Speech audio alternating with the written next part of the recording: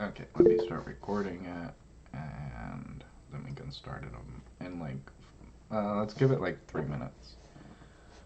So let me share my screen. Boop-a-doo.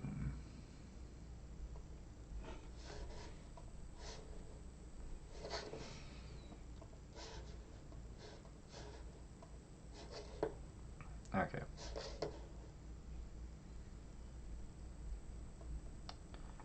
Last time I had some trouble with sharing the screen, so I'm gonna try seeing if turning my webcam off helps anything. It might be that OBS is also running at the same time, so I might have to turn that off too. Okay. Let's give it one more minute just in case people join, and then we can start.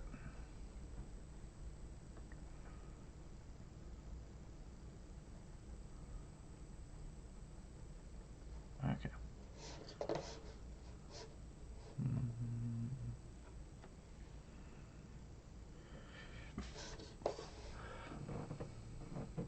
We'll be starting in 1 minute. So give us 1 minute, and I'll just start in a minute or so. If it's not breaking the stream like it was last time, hey, how's it going? Then I can turn on the webcam and see if that works. Okay. So we're in the Bootcamp class 5. So this will probably be like we had to change the curriculum of the course a little based on what it seemed like people needed. So after talking to a lot of people, it seems like everyone is at different stages on the journey, and that is fine, because some of these problems could take years to solve. Some of them you can actually solve them in a month and things like that. So it's better not to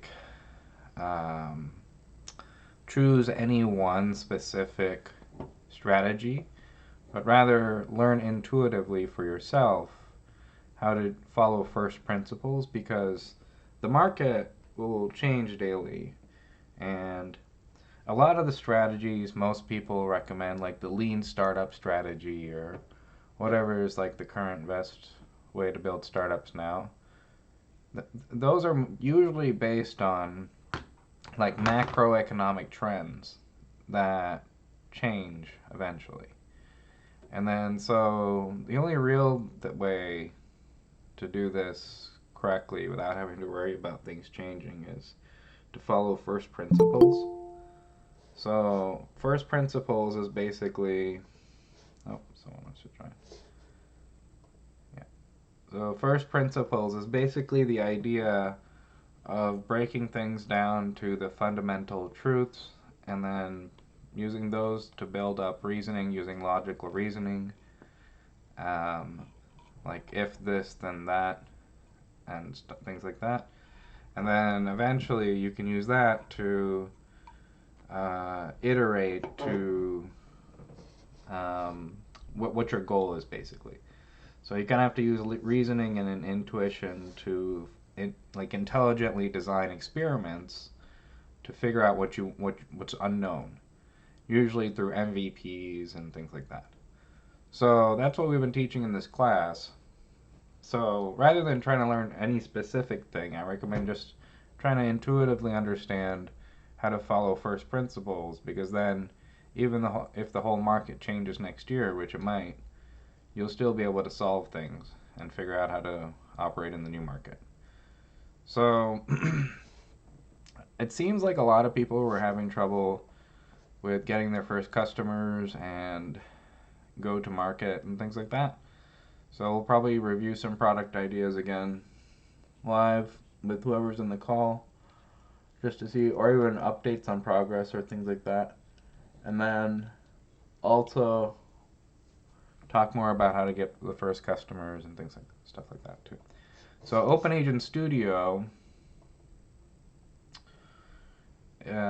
was recently updated to be easier to install and run on unlimited free models. So I'm going to go over a quick tutorial now just to show you how to use that and build agents basically, because we've been using it. So to understand maybe why, so we decided that like RPA doesn't itself actually solve the goal of building businesses for our customers. And most people don't really know what to automate or what to do even manually in businesses. And so there's a huge opportunity where um, it's not just enabling general automation, but actually going and using agents to build specific automations that are highly valuable and haven't been built yet and allow you to kind of dominate certain markets. And so, or you can even create markets, which is interesting. So, like, you might see some like researchers and economists talking about this now. Basically, there's the opportunity for like completely vertical brands that'll probably emerge in the next few years. And you can do that. So, yeah, that's interesting. So that's kind of like what we're doing is actually we're building the technology, but we're solving the last mile rather than just giving the burden of building agents to customers.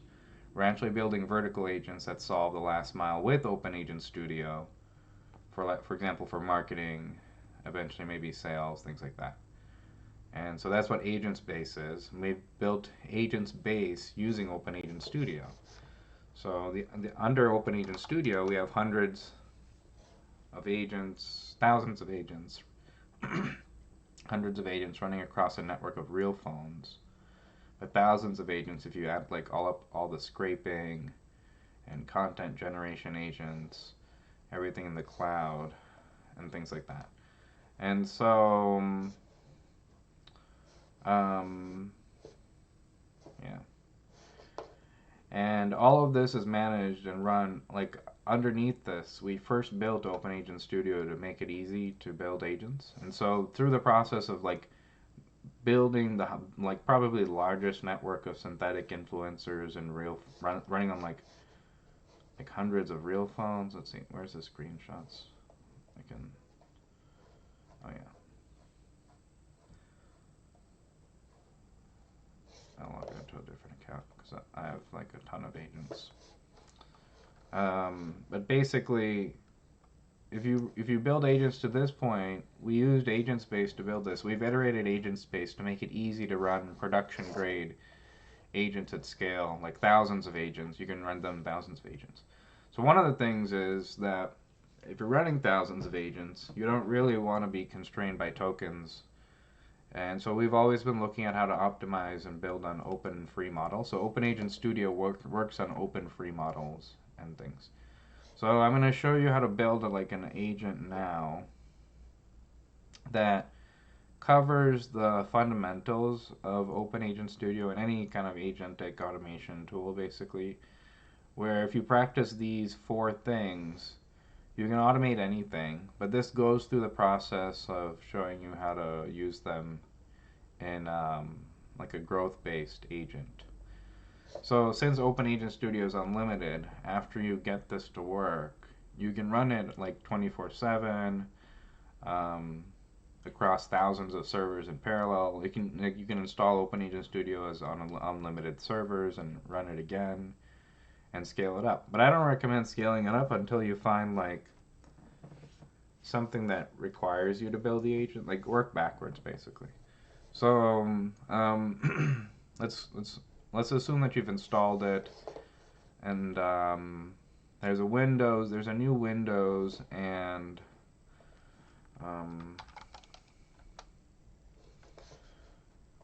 Linux version. You can get the links now on the GitHub. Is probably easiest. Yeah, there's one here, and then there's a Linux version on the GitHub. And if you search Google for Open Agent Studio, it should show up at the top result too.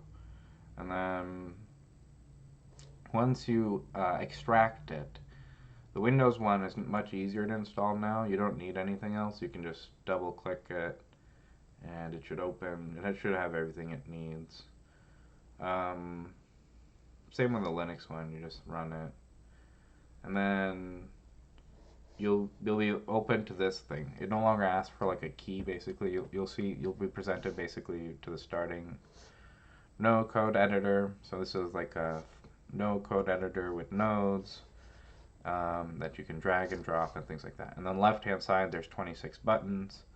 So the most used buttons are probably, we mentioned before, the magic clicker, the magic scraper, open program, and the magic writer. These have all been updated now to run entirely free models. And so they're even a little bit faster too, but you can like now use them like unlimited times to do like interesting things basically. So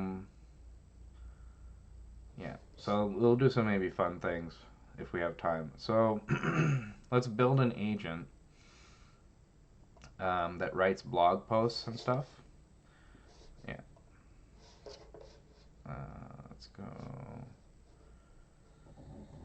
Okay, let's go to the WordPress blog. Because this is a common pattern. Basically, all automations. Hold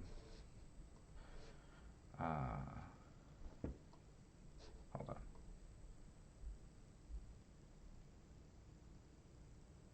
Okay. Let me get.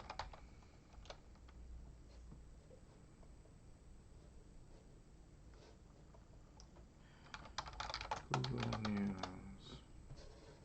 All automations can be built using a combination of those 4 nodes. So this example covers those 4 actions basically to ingest some data and then generate some AI output using an agent to generate blogs basically. So this is actually pretty effective because if you look at our SEMrush and like a lot of our customer SEMrushes and agent space, they grow 10 to 600 keywords on average because the agents actually generate blogs on Medium constantly. And so this you can do this even manually yourself. You don't have to use agents to do it. But once you find like an effective strategy, like typically a good strategy for blogs are top 10 lists or informational things like reviews, because other people are usually looking for that. They're usually looking for like what's the top 10 ice cream things nearby or something, or what's the top 10, or like what is the best agent automation software or whatever. And you'll see like reviews usually pop up at the top, and then so one trick is to like write those and then naturally mention your brand, even if it's like not the top product. Just mention it in the list, and this basically starts driving traffic to your brand. So I'm gonna try that here. We're gonna search for something on Google News, and so what I did was I logged into WordPress just to get a URL for our posting thing, and I went to Google News to get a URL for probably the start node. So I'm going to copy this URL. I'm going to go back to the no code editor. Again, we're assuming everything's, excuse me, everything's installed already. And if you need help installing, you can contact support at cheatlayer.com and we'll get back to you when we can. So in the start node, I'm going to double click the start node. This will look different based on your OS. It works on Mac, Windows, and Linux, but like they each start things differently, and so it's okay if it looks different. But what you want to change is the URL, and I've changed the URL to the Google News thing to start with. So you can follow along with me and build this with me. And then typically a good practice after opening a website is to add like a small delay. So I'm going to add a small delay and then use the magic scraper, because you don't know how long it's going to take to... Oh, someone wants to join.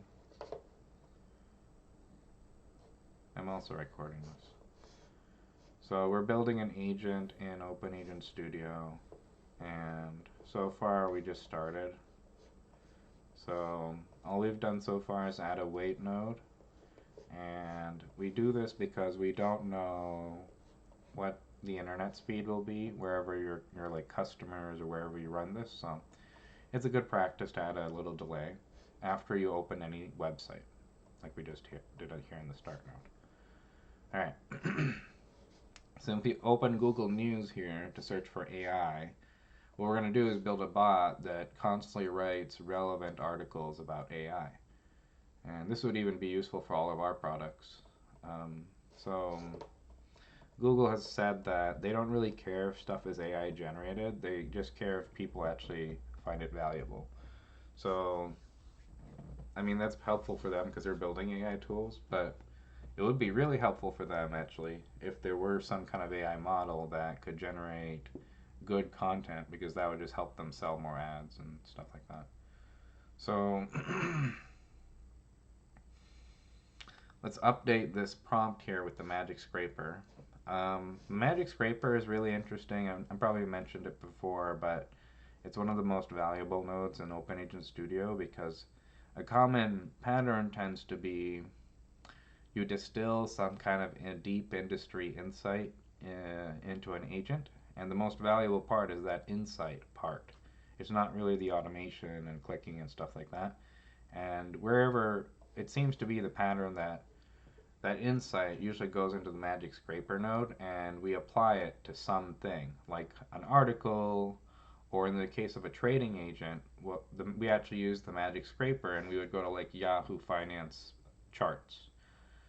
And so so with the trading agent, we got it to actually successfully make money with pre-market trading and up to $18,000 and profitable and things like that. But the way we built it was when it started, it would have actually lost money out of the box because the prompts by default, the models by default, are not that smart. They don't have the deep industry insight, the stuff you would know.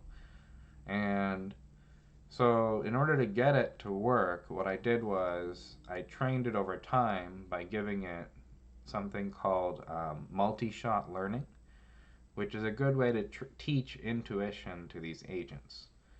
And what I mean by that is sometimes you don't explicitly know the rules of how to teach what you want to do. So you do it by examples, just like with real humans. And this is very useful for trading because sometimes you don't actually know the rules. You just know like the outliers, the weird events, things like Amazon did well one quarter even though their stock was bad and things like that, or Salesforce predicted like single digit growth and stuff. Those are like outliers. And so you can teach this agent those outliers through multi-shot learning. So functionally what it would look like is Amazon quarterly reports did well, input, and then output. However, the stock did poorly. And there was like a quarter that happened. And so there's like all these examples that you can kind of teach it. Our example with the trading agent was a way more complex example of this. We had like 9 pages of rules where eventually the trading agent actually made money. And so the way what my point is, the way to do that, the way to teach intuition to these agents is through multi-shot learning usually, because that's how you do it if you don't explicitly know the rules.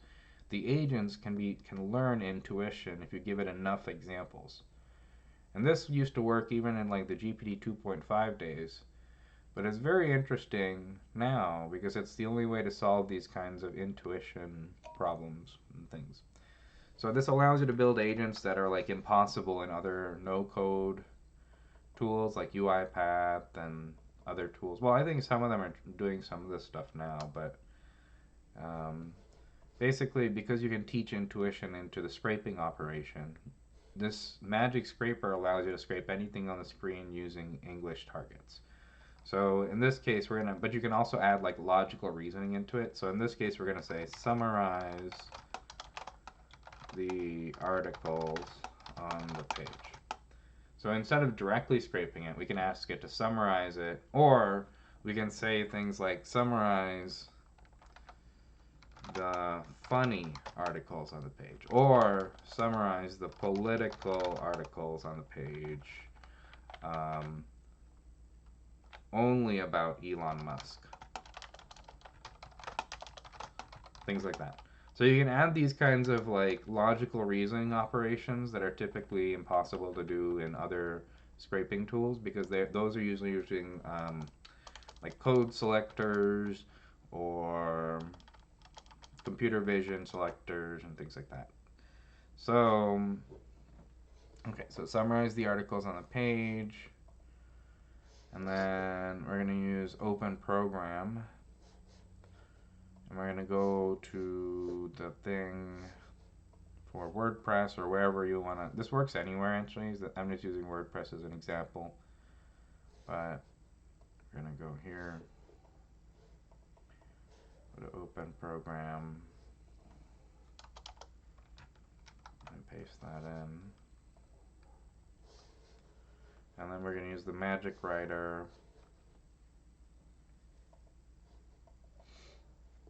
and in here we're going to say generate a informative blog post starting with the title about these topics. Okay. And then all of these generative nodes in OpenAgent Studio have this drop down where you can select like the outputs from previously generated outputs and things like that. So I'm going to select Magic Scraper output 2 because there's a Magic Scraper 2 node there. Yeah, I think that should work fine. And then we're going to type output to true, and that should be fine. Oh yeah, so I want to add a delay too. So because there's this, actually it's okay. In this case, since it's typing, there'll be like a natural delay, but normally I would add like a delay between opening program and things like that. Alright, so to run the program, or the agent, I mean, it's not really an agent unless we're like looping it somehow. Like if we take this and then add another delay, what we could do is add like a 24-hour delay after that, and then just have the loop from the end to the beginning, and then have this generate a blog every day, or even make it a shorter delay, like a 3-hour delay, and have it generate a blog every 3 hours, and then it will just keep going, keep generating blogs constantly for you. So what makes it an agent is basically that it works towards a goal constantly, and it has this ability to adapt and things, which is great, but it's just that it constantly works towards a goal. So you can break out of this loop using conditionals and if-else things, and the latest version even has like direct Reddit native integrations, and that's kind of fun. But this is the simplest version that you can learn to practice to build yourself. And then if you're able to build this and repeat it, these are using the fundamental 4 operations that I mentioned. All agents are basically a repetition of. In our experience of building like the most complex agents for customers, all agents are basically a combination of clicking, scraping, opening the program, and writing. And so this gives you a good example of that. We'll do like maybe a clicking example next, just to show you how that works too. So yeah, let me run this and just show you how it works. So first, it's going to open the Google News thing, and then we added a small delay, so delay for 5 seconds. And then after like 20 to 30 seconds, it's going to use the magic scraper to summarize the articles. And you can like add logical reasoning into the operation, things like that. And it displays the results in like the top right hand corner. There it is. So it found something about AI sludge stuff. Now it opened WordPress. And right after this, now we're going to start to generate the blog.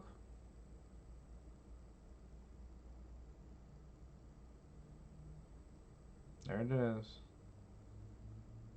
Nice. And we asked it to do the title first. Okay, good. So it did the title first. Now it's going to generate the blog. We can leave it here and it saves it as a draft, or we can hit publish. I think the way I've set it up now is it's going to continue generating it and just keep generating blogs 24/7 constantly. And this is the basic premise behind how we built AgentsBase actually. So AgentsBase is just kind of this loop, except with video, image carousels, um, agents that generate content, A/B test them, add voiceovers, they generate UGC from like your input images.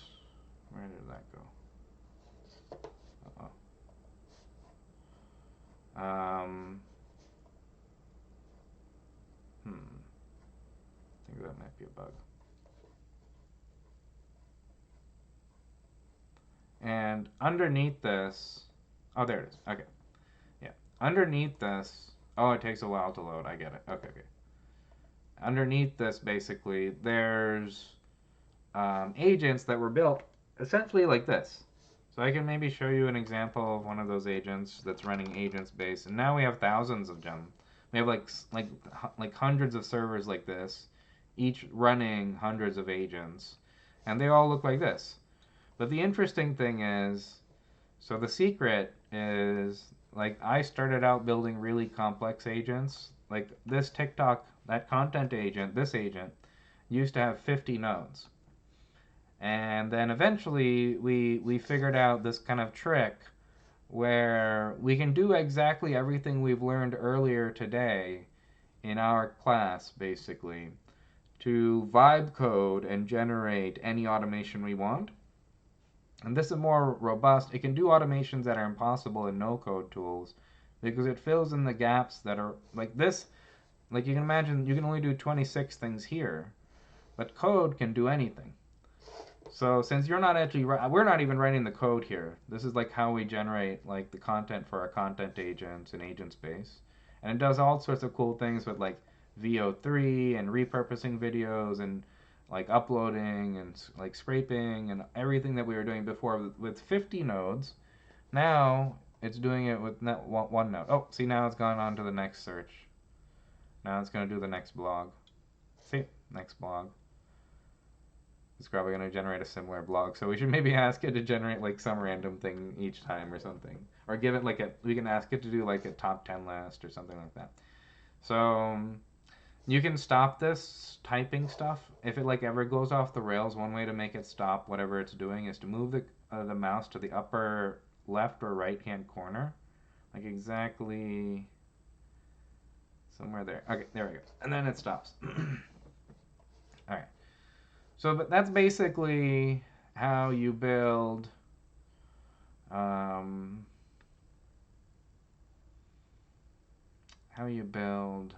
like like an agent from end to end. Let me show you how to use the magic clicker because I didn't really show you how to use that. So I'm just going to show you how to use the magic clicker. Purple sign up now button. It's basically the same premise as the magic scraper. It uses English targets instead of code selectors or computer vision and things like that. So by default it's going to open cheat layer, and then in the top left hand corner it takes a little bit longer than the magic scraper because it's doing a lot of image processing. It runs two models. It runs our object detection model, which is apparently state-of-the-art, I think, because we have like the largest synthetic data set for it. And then it runs the VLM model, which we're now using like a free model to determine like what to click and stuff like that. And so it takes a little bit longer, but eventually it clicks the thing. So just give it a minute.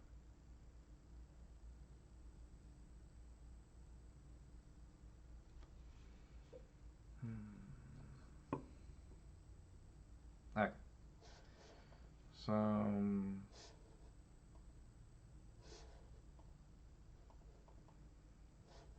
yeah. Now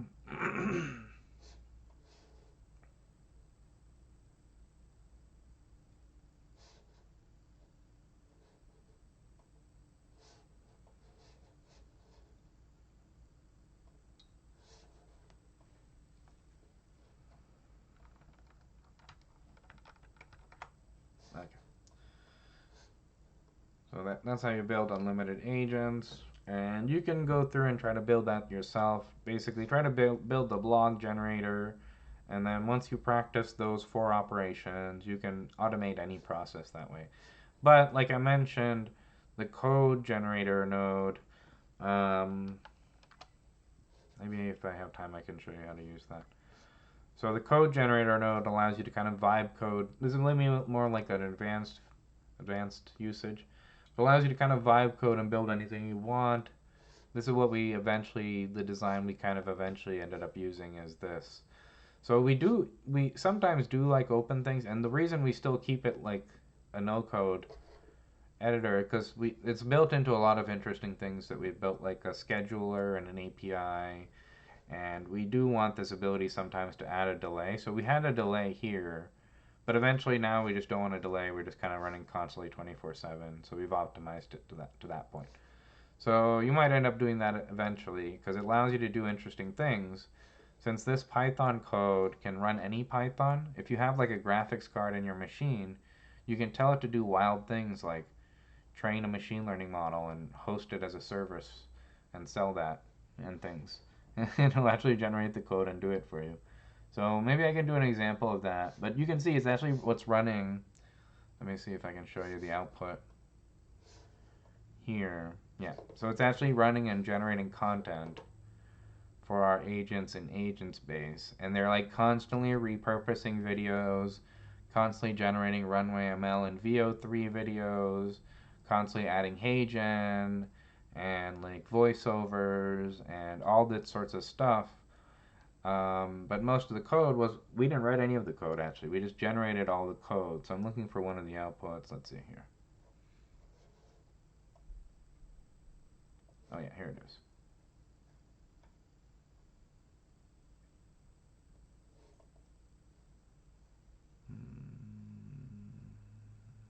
Oh, okay, here it is. Let's see if we can copy.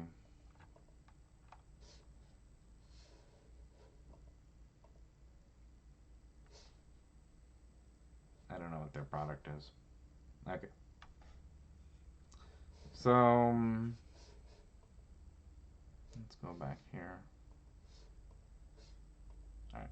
So after talking to many students, like we were doing some live streams earlier in the week where we walked through products and gave feedback on where, because everyone is at a different stage and that's totally fine. Everyone takes their own time and every product and market is completely different. So there's no like known way. There's no like recommended amount of time, but I recommend at least time boxing the MVP so that you don't waste time going down a direction. And this allows you to objectively test everything. And then if you run out of ideas, then sometimes you can kind of like go back and pivot on something and things like that. So, so the common misconception seems to be, out of everyone that I've mentored over years, is how to get the first customers. So, and I even made this mistake too, because in my first startup, like, I don't know, maybe I was spoiled and somehow it kind of worked that way, but it was like a research project. And we only had one customer, which was the tennis channel. And they did literally come to us because we built it. We built it. But it was because there was like, my co-founder was kind of famous. And it was like no one was doing anything with sport. Just so because of the novelty of the thing, we got to demo it to everyone. And so the tennis channel was kind of struggling at the time. So that's why it was like easy to get them to pay us like 20,000 for an event, and we did a UCLA event and things like that. There's a cool video on YouTube somewhere about it. I can show you maybe. And then, anyways, so my point was like that if you build it, they will come doesn't normally work for startups. Normally, for the most successful startups, they had to manually get their first customers, and it's usually very hard. I should have put the link to this essay. Hold on. Do things. I end up recommending this essay a lot, so let me share this essay. This essay is pretty good. Do things that don't scale. I'll put it in the slides as well and then reshare the slides. So basically the premise is it's actually very hard to predict a market. A single person can't predict a market, just like you can't predict the stock market, chaos theory, all that sorts of stuff. So the only way to usually do it is to like manually talk to customers, and you have to talk to enough customers to understand the underlying truth of the market, because since a single person can't predict a market, a single customer also can't do it.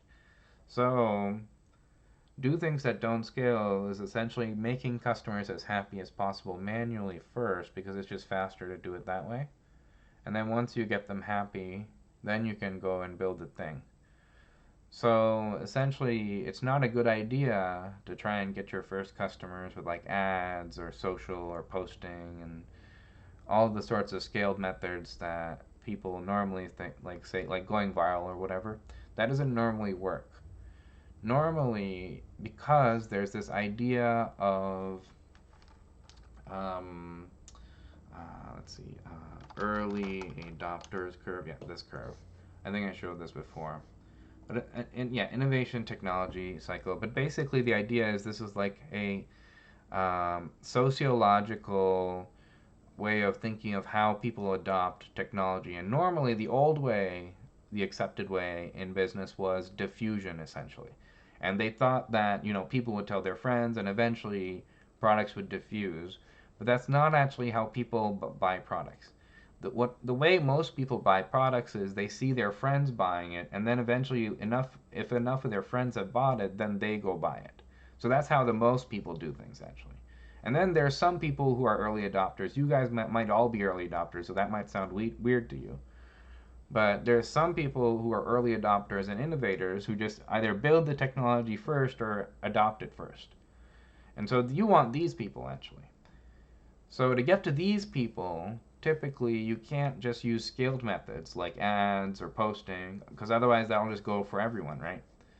And to increase your chances of success and opportunity cost wise, you need to focus your energy on only the early adopters, because even just building a startup is so hard. You can't be wasting time on anything, actually. So to find these early adopters, typically if you followed the first the very first class, when we told you how to prioritize ideas based on urgency and frequency and people in your own life, then you should already know them. Because in the first class we said, look at people in your own life, like your coworkers, your friends, or your own problems, and so that you have some kind of meaningful connection to it. So you should already know these early adopters who are so desperate that their lives and jobs depend on it if you followed the framework in the first class of prioritizing it that way. If you didn't and you don't yet have that, then you should probably go back and reprioritize the list, because it helps. Because that's one of the reasons it helps, is actually because if you find someone who's so desperate that their jobs or their lives depend on it, then they're usually willing to work with like a crappy MVP. And those are usually also the early adopters, because they're your friends. So that's one way to get early adopters, is your friends or your family or people who you know, because they're willing to take a chance on you. So that's one way. The other way is that, there's people who are generally always going to like use like early tools and startups. So there's certain communities you can go to where there'll always be like a higher density of early adopters. So one thing we did was launch on Product Hunt. We've actually won many times on Product Hunt now. We've won like I think 6 times on, like, not all first place, but like 1, 2, 3 or things. And so Product Hunt is a lot of early adopters. It's actually mostly startup founders launching their own products, but startups are early adopters. So that's another way. Startups. You could sell to startups. Generally, that's not a good idea because most startups fail, so those customers are going to churn, but they're willing to test new things usually, and they're more willing to work with other startups. So you might be able to get to like maybe some YC startups, but even 95% of those startups fail. So generally, what I recommend doing is spearfishing manually, like working your way backwards before even like building and validate anything. Find the customer first, the ideal customer first, and figure out how you personally know the best possible customer for a thing. And then once you get the customer, work your way backwards to figure out how to make them as happy as possible. Like find the early adopter, biggest customer that you know who has like the problem where their job or their life depends on it, and then try to work backwards from just having that early adopter to like they'll at least be willing to talk to you. That's way more important because your first product is actually usually not the thing. In almost every successful startup that I've mentored, what happens is as soon as they meet customers, they pivot because it's really hard for a single person to predict a market again. It's impossible, basically. So you should kind of expect that there's going to be like this like iteration to something called product market fit. But to get those first customers to even figure out and be able to play the game, you need to get someone who's willing to talk to you. And it's not usually going to be like people on like the late majority in those people because they're expecting a perfect product. They're usually going to need like a lot more support help and things like that. And so um, let's see here. Okay, so to get these first customers, if you build it, they will come. That doesn't work.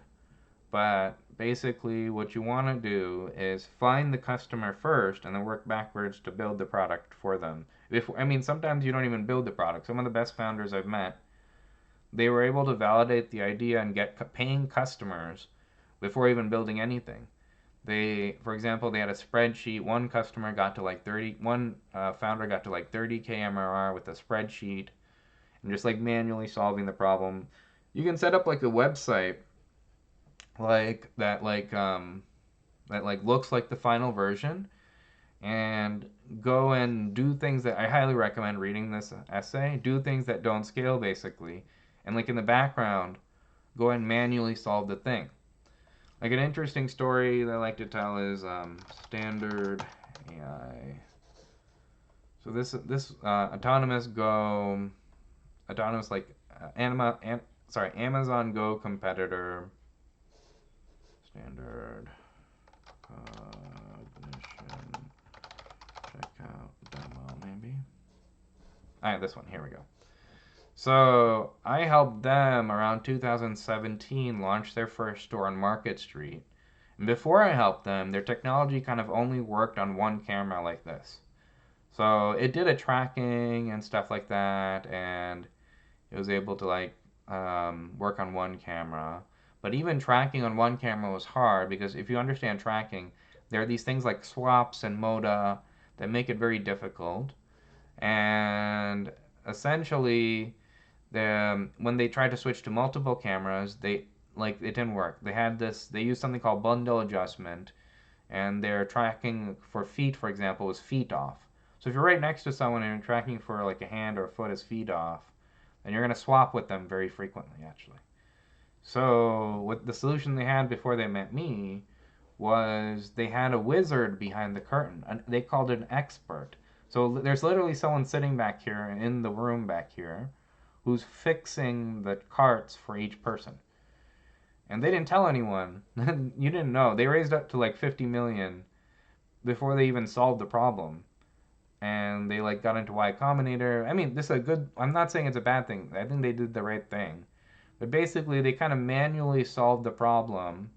Even though there's kind of, you can see it's kind of working, it's not actually working. Someone in the back is actually fixing all the carts and stuff like that. And in like a real setting, like a real store, this swap stuff happens constantly, especially because it only worked on one camera to begin with. So this one camera. And then we eventually helped them get it to multiple cameras. I helped them get their triangulation from feet down to inch accurate using my own triangulation system that we had built for stadiums in my first startup. So my point is that do things that don't scale, you can take that very far actually. So the wild thing is this standard AI company. So they literally last year, if you go look at like the latest news, um, standard AI. Oh, it's not even in here anymore. Okay, But they pivoted. So last year they pivoted. Let me see. Yeah, autonomous shopping. So even after like 7 years, they're still trying to find product market fit. And they pivoted, like everyone that I was mentoring, like the CEO, the old CEO, and the old founding team, they were all fired and they work at different companies now. One of them works at Perplexity. No, Anthropic, sorry. One of them works at Anthropic, like Claude. One of them works at DoorDash and things like that. But they pivoted even after 7 years of like trying to do things that don't scale. So this is like a really hard problem to do with like startups and build something new and solve this new thing and stuff like that. So yeah, so let's go back here.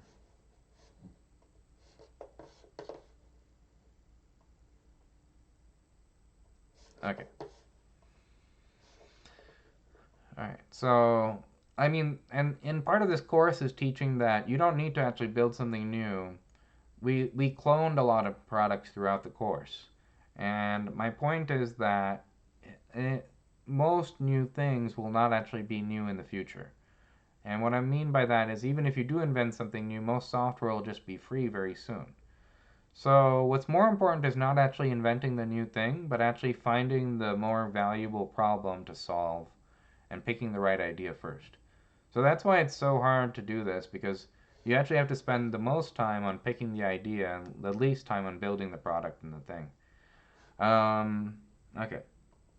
So all right. So once you do figure it out, once like customers have actually paid, what you want to do is get someone to actually pay for it. So you want to keep iterating, pivoting the idea until you find something that customers are paying for that's at least going to keep you alive. That's like the bare minimum that you want. But the ideal situation is usually in a lot of these markets, there's an idea that's adjacent to what you're doing. That if you just kind of pivot the product or the problem or the market or the messaging a little bit, you get something viral that customers start pulling it out of your hands and you reach something called product market fit. And to do that, it's usually not like scaling. It's not usually like going viral on ads or social or anything like that. It's usually a very um, intentional process of building the right product or even like figuring out what the right product is and building a landing page about that and go that itself could even go viral. So we've seen like founders like go viral with like a spreadsheet without even a landing page. Landing page is kind of like a bare minimum, but um, yeah, I recommend just everything we've taught in this class is enough to at least get started. Okay, so once you do get someone to pay for it, then you want to iterate to something called product market fit. So if there's time, I'm going to actually work on maybe even iterating OpenAgent Studio because OpenAgent Studio is now on GitHub. So I can actually teach you guys how none of the recent updates to OpenAgent Studio were written by me actually. All the code was generated by Claude. I can teach you how we did it. So one thing you can do with GitHub is you can go to this and there's like a fork. Yeah. Oh, this is my repo, but you can fork it. So you see a bunch of people have forked it. So you can create a copy of this, and then you can plug in the code into Claude OpenRouter chat, and you can add your own feature to OpenAgent Studio. So for example, recently I added this cool feature where it sends emails using your actual Gmail and sends Google Sheets and has like a native Reddit integration now. And this uses the actual, it logs into your Reddit account. Let me see if I can run this. I can like make posts, I can get posts. Let me see, cheat layer. Let's see if we can get all the posts from the cheat layer account subreddit. Okay, and it's really cool because it handles auth and everything, and that's the default. Let's see if what it does here. Oh, invalid doodling. Oh no, there might be a bug. Hold on, let me see if I can send an email or something. Maybe I broke it. Hold on. Get post. I guess I can fix it now. Let me see if I can send an email. Okay. Let's see. Or let's create a Google Sheet. Okay.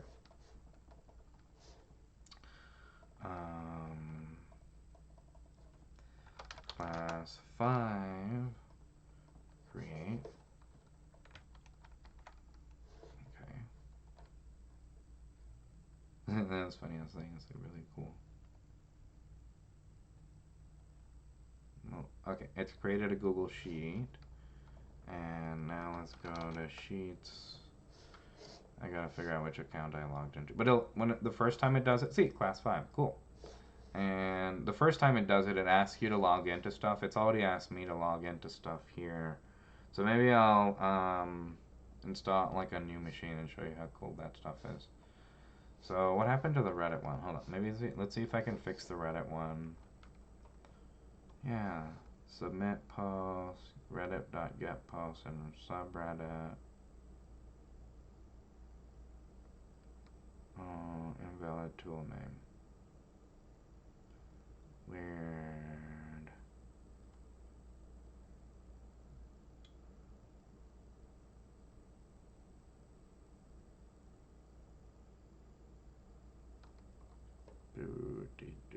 Okay, hold on. Let's see what happened here.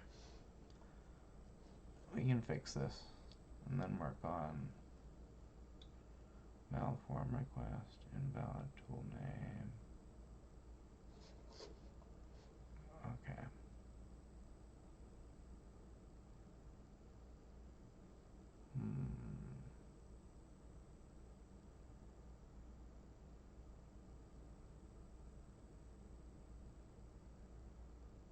Submit post.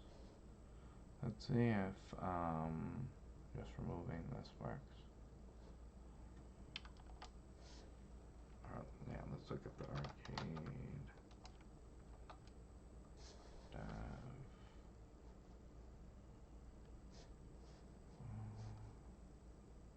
Oh, there it is.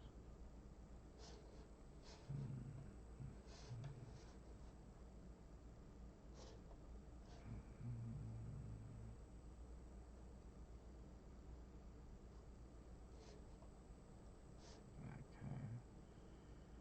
Get post and subreddit. Okay, I think that's the correct tool name. Hold up. Wait, did I spell it right? Yeah, Reddit, get post and subreddit. Yeah.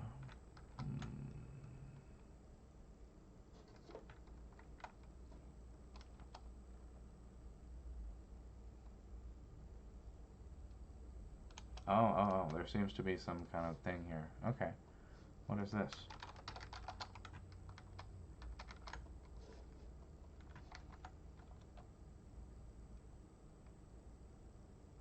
Oh, fascinating. Okay, this might be like a bug. Okay, let me fix this then. So this one I could have fixed myself, but I want to show you how to use actual, like the OpenRouter chat to fix this thing. So while this is going, let me copy the code and let's try to maybe like update this to do something. We can add a feature, a simple feature, and then like a complex feature. And then the last thing we'll do is we'll review like your product ideas, or maybe I'll host more live streams across the week for reviewing your product ideas. But if you're working on something and you have an interesting idea, or you need help with prioritizing your list, getting your first customer, if you're having trouble getting your first customer, or building the MVP, you can put it in the chat and I can try generating the MVP or giving you feedback or something like that. Okay, so I'm gonna show you how to actually update OpenAgent Studio and add features to it using OpenRouter Chat. So let's do that. Let me copy this. Wait, hold on. I think I already have one that's like going for adding like these integrations. Let me see if that's there. Oh, I wish this had a search. Maybe erase this one. Let's see. No, page and avatar.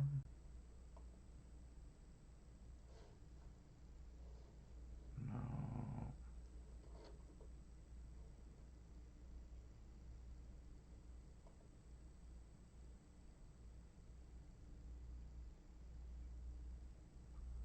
No.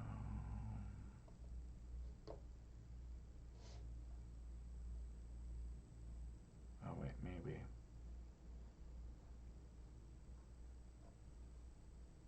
No.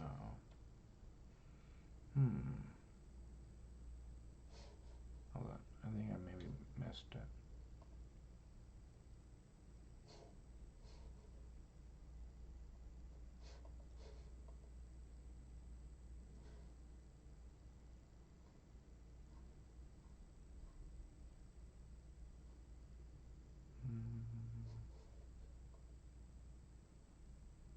No, not that one. I can just do it again. Okay. Oh, here it is. Cool, okay. That saves me some time. So, yeah. So I've been adding features like integrations, native integrations to OpenAgent Studio.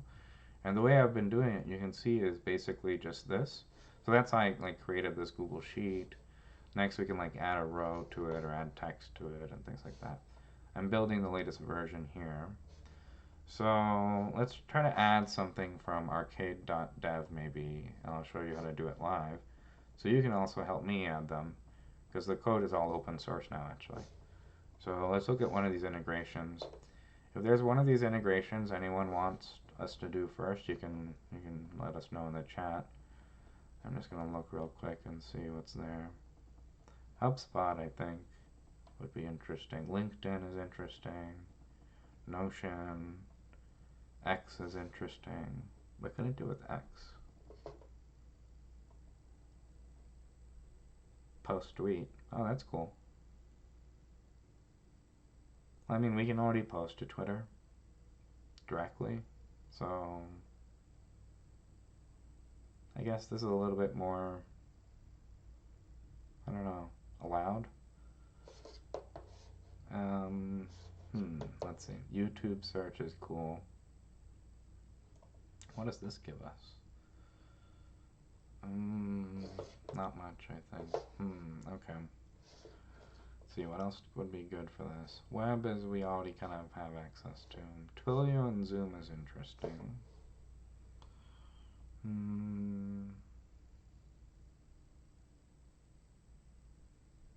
Probably Hubspot is probably the most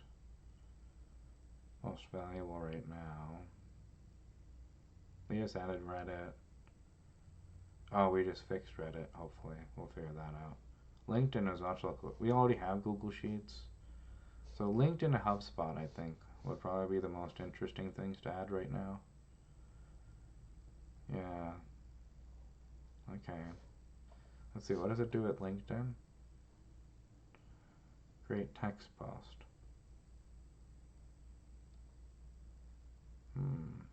I don't like this. Because LinkedIn automation kind of gets you banned. So I don't like that there's no warnings or anything. So I'm gonna switch over to this one. I think this is probably a more useful one. Okay, cool. So let's integrate this. So to integrate this, I'm going to open up all these little examples and copy everything here. And then go to the open router chat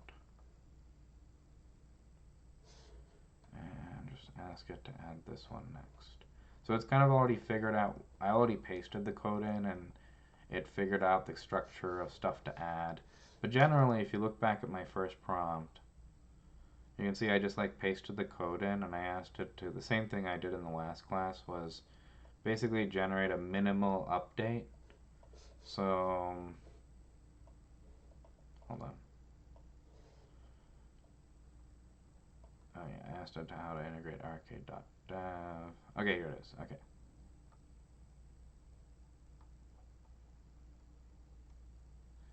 I guess I have to paste in the documentation first. This one, here it is.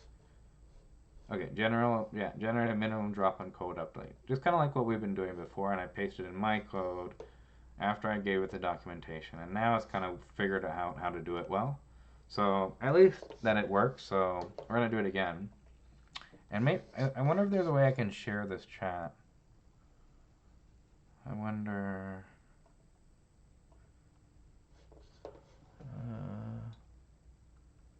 oh, I can export it.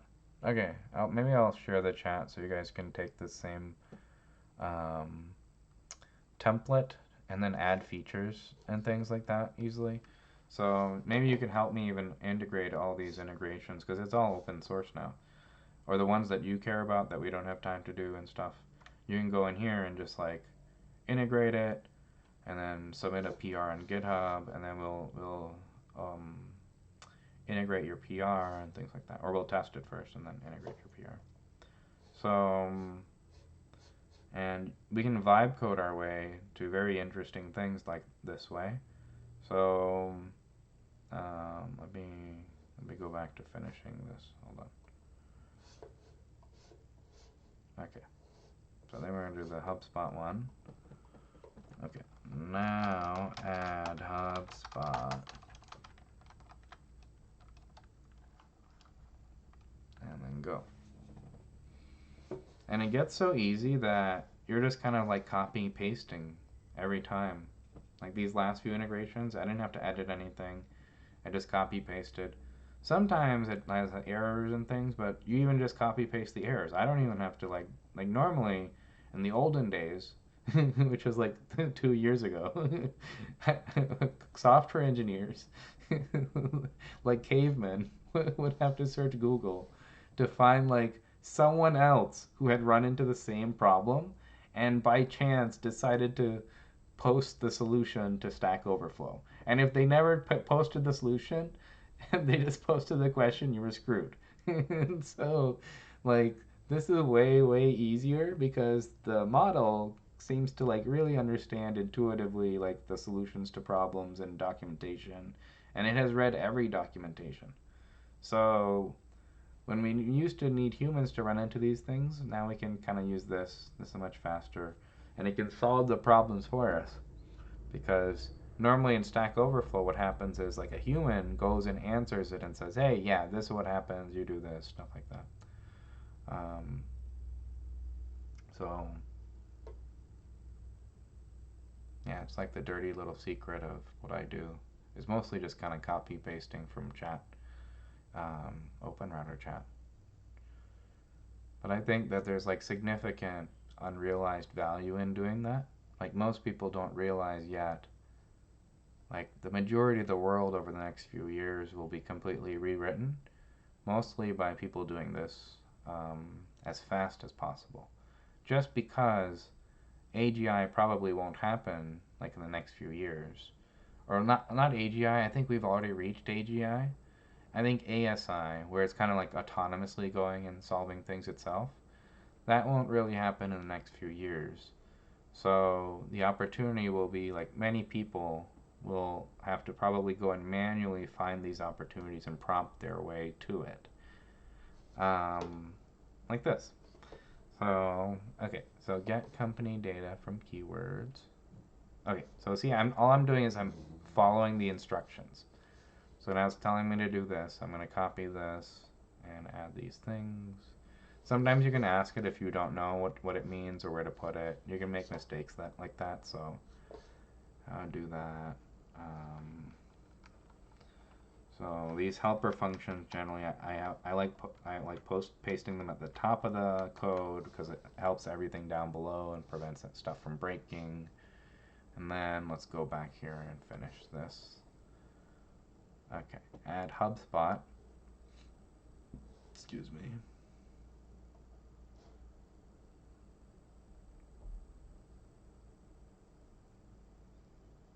Okay, I'm gonna add HubSpot.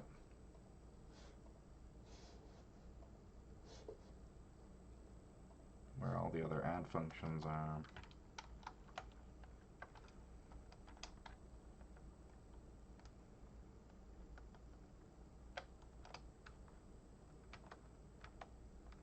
Okay. Oh, I think I went too far. Okay. And then I need to pass this. I guess this is a little complicated. Alright. So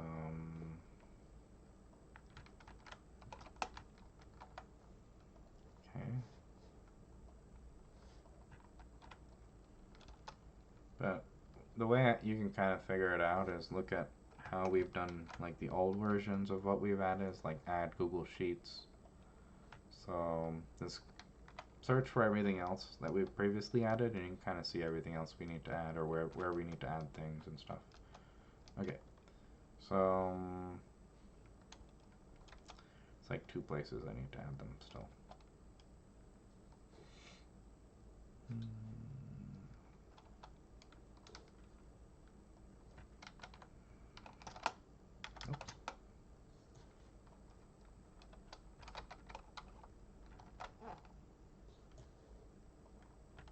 I should probably follow the pattern so you can see how to do it. Okay, so yeah, so I found the other one here.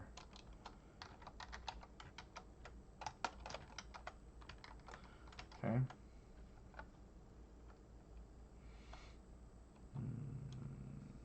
And then here. Okay. And then that looks to be everything. Alright, now we can go back to this and see what it wants us to do. So, okay, I think it has 2 things probably. Ah yeah, this one. So see, update the left toolbar class. It tells you where to paste things basically. I'm kind of doing it fast because I know where to paste things, but it'll tell you. And if it doesn't, you can ask it to clarify. You can say, that's where should I post this? So I'm going to put the Hubspot button maybe next to the Reddit button. Let's go to the Reddit code. Here we go. Okay.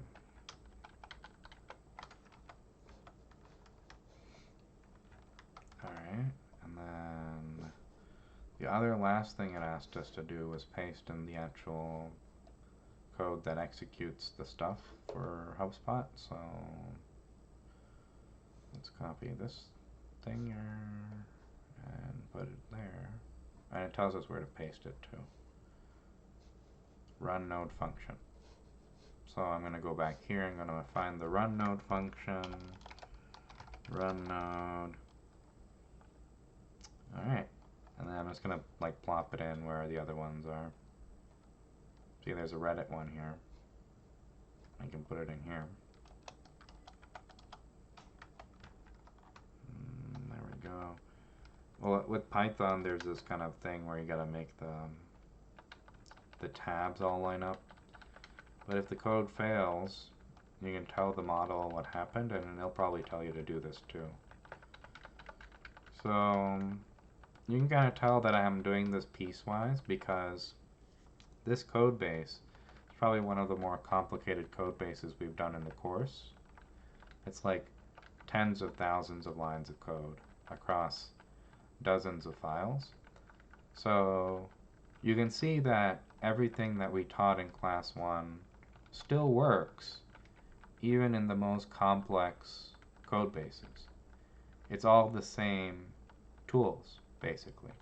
What you're kind of doing is, because you have this ability to break it down into like scope, drop-in things, all the tools that we suggested, like using the chat, updating single files at a time. You're able to update really complex models, really complex code bases. Sorry, I wasn't paying attention, so I went past where I was supposed to go. Okay, here it is. Here, okay. Boom. So I'm just fixing the tabs. Okay. But you can see, like, I'm not writing any of the code. I'm just, like, asking for what I want it to do and pasting it in the correct places, basically. Once you get really good at pasting, you can build anything, actually. You just kind of have good intuition for what is... I mean, you can build anything, but it's not really a guarantee that you'll build good things. So when you get to the point of building anything, the problem is, how do you build up your intuition for what is a good thing to build? And the only way to really do that is kind of just practice, just doing this, what we're doing in this class. But a good way to do that is try to, like, clone a service, just like we did in this class. Like, see if you can exactly replicate all of the functionality of, like, Hubspot or DocuSign or Slack or whatever, everything else we did in this class. And hold on. That way you can learn the best practices of those tools and then just, like, edit them to your needs. And most tools are really not that, like, huge inventions, really. They seem like huge inventions, but they're not. Like, even like Salesforce, there was, before Salesforce, there was like Siebel systems, and I saw, like, the first demo of Salesforce. It was like a simple HTML form of just, like, the same thing that Siebel systems was doing, and the only difference was it was just running on a server. So most of the time, like, these huge billion-dollar opportunities are really not that much very far off from the current situation. You just need to have that kind of intuition for what is a good product through these tools that we taught in the course of iterating to product market fit, prioritizing ideas, pivoting based on, like, urgency and frequency and things like that. Okay, so it looks like we've added everything here, and we know that it's not broken the code because it's, like, yellow in Visual Studio Code. So now I'm going to rebuild it, and let's see what happens if we added this feature. So, am I in the right machine? Okay, good. Sometimes I forget I'm not in the right machine. Oh, I built the last one. Nice. Cool. So let's just go with this one. I don't think I have an icon for HubSpot, though. Hold on. Is there a HubSpot icon? Yeah, HubSpot.png. Yeah, there it is. Okay. So let's get the HubSpot.png, because I don't think I got that yet. It's going to be like a blank icon and hard to find and stuff, so hold on.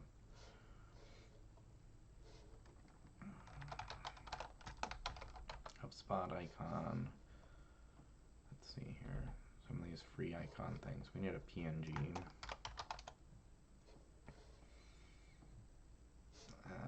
This is kind of like the format we're going with now. This is a PNG. Whoops.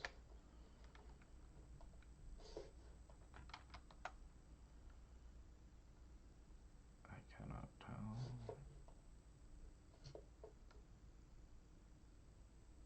Oh. I mean, yeah, I guess. Whoops. I do that a lot. That's funny. Alright. So this is like a simple example of adding a feature. I'm just going to show you guys just so we have it recorded somewhere, we can add it to the GitHub so that you can actually start contributing to OpenAgent Studio now and adding features if we don't have them yet.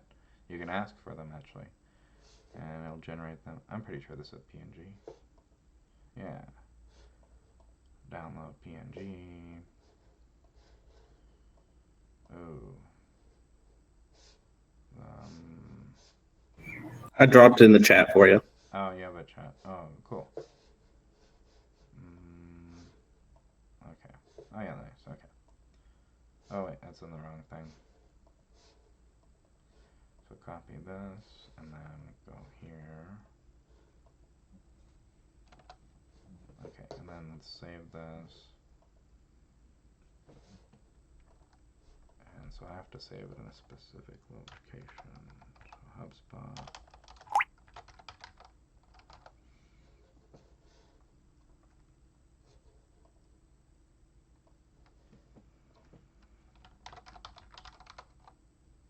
Okay. capital H. Oh, it's a capital S too.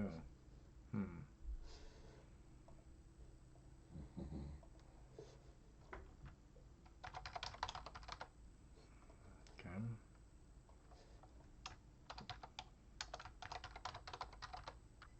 Alright. There we go. I like that this is a new one so that I can show you how the login works basically too. Because I've already logged into all my services, so I can't show you on this machine. Maybe I can download it on another machine and show you. Yeah. Let's see if I can do that here. While we're waiting there, I can show you kind of like the OAuth stuff. So,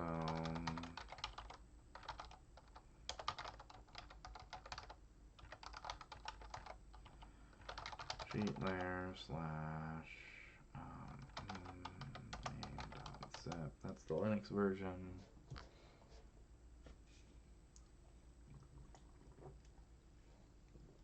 Okay.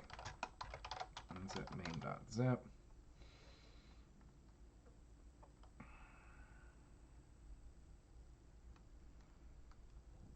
Okay. That slash main.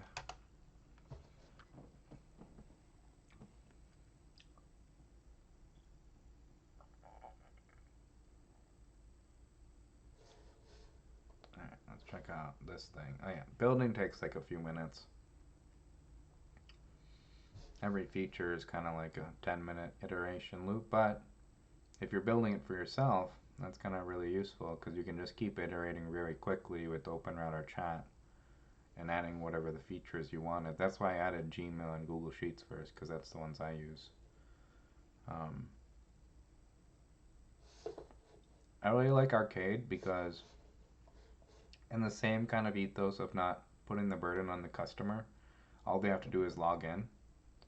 Very soon we can update it so like it opens the login page. But I didn't want to do that because some people have this modality because they run in the where they run in the cloud so that they can copy the URL. But my point is this is easier than like MCP and things like that because you don't have the customer doesn't have to like maintain everything. They just log in. I think a really good idea. I kind of want to build this maybe if there's time. Like maybe I can vibe code it one day or something. It would be like a federated login that maintains access to all of your like auth accounts. Because every time you go to a new service, you have to like log into your auth, like Gmail and Google Sheets and whatever, right? To give it permissions. What if you only had to do it once? So the way to do that would be if you had a federated login, like you know how you log into service lists with like Gmail and Google and stuff, like but when you use it to log in, it brings some of your data with you. So one thing you could do is have like one service that federates your logins to everything else, and including your LLM history, all of your history across all your LLM apps, so that you don't have like lost history in memory and you start growing like a memory across all your LLM apps and you don't have to keep logging into different services. You just kind of bring them with you. So we could vibe code that. I don't think that exists yet. Google should probably do it, or like OpenAI would. It'd probably be best if like OpenAI did it, where their federated login. I've been asking for that for a while. Where their federated login allows them to like bring the best models and stuff with them and track their history and memory and all that stuff. But if they added this feature, that would be amazing, because then we don't have to do it. And yeah. Okay, so this is still going. And then we had another one here. Oh, here's the only one. Okay, so let's test some of these like features, like email. So email is kind of fun. The new Gmail one actually directly links to Gmail. So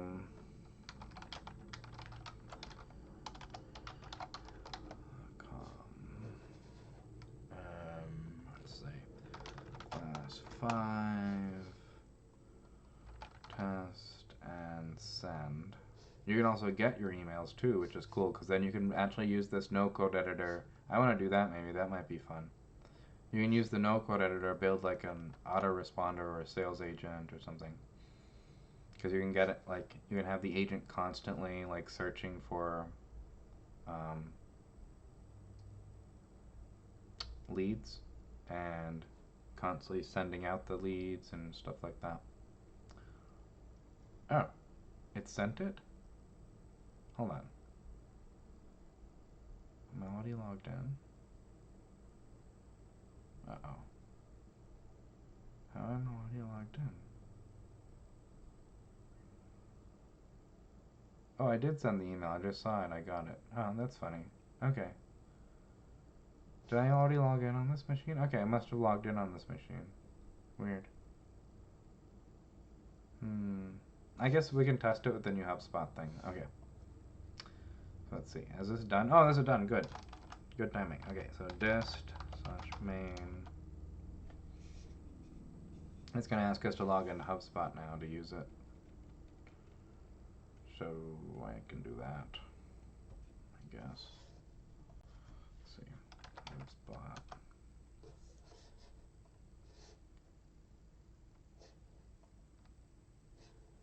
Classic. I think that's it. Okay. So, where'd it go? Here we go. The new Hubspot integration. There we go. Where is it? Oh no, the button didn't go. Oh yeah, I forgot to give the button thing. Okay, well. Yeah, it's important, I guess. So let's find it. Okay, Hubspot. Okay. Let's include the button in the build thing. Add data. You guys don't have to do this. I can build the final versions and stuff. Hubspot. But this is how you would do it, because it's, if you wanted to, you can also do this. You just use PyInstaller, basically.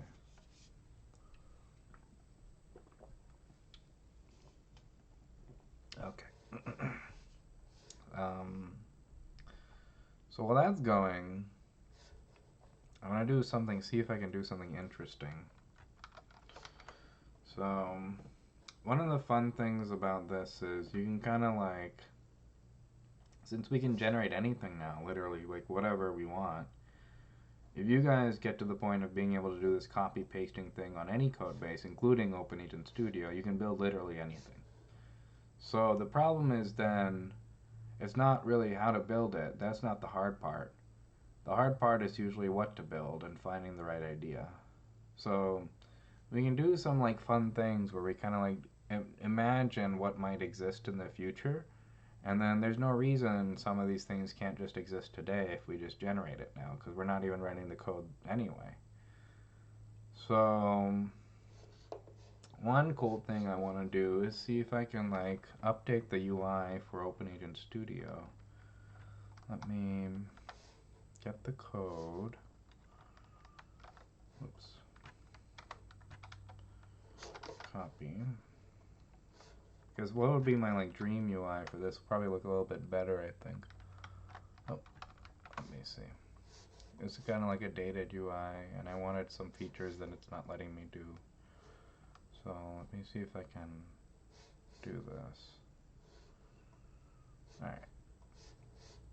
Because that was like a simple example. Now we're going to do something a little bit harder.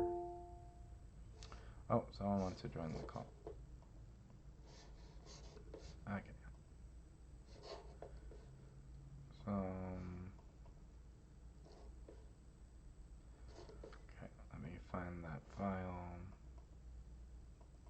Great.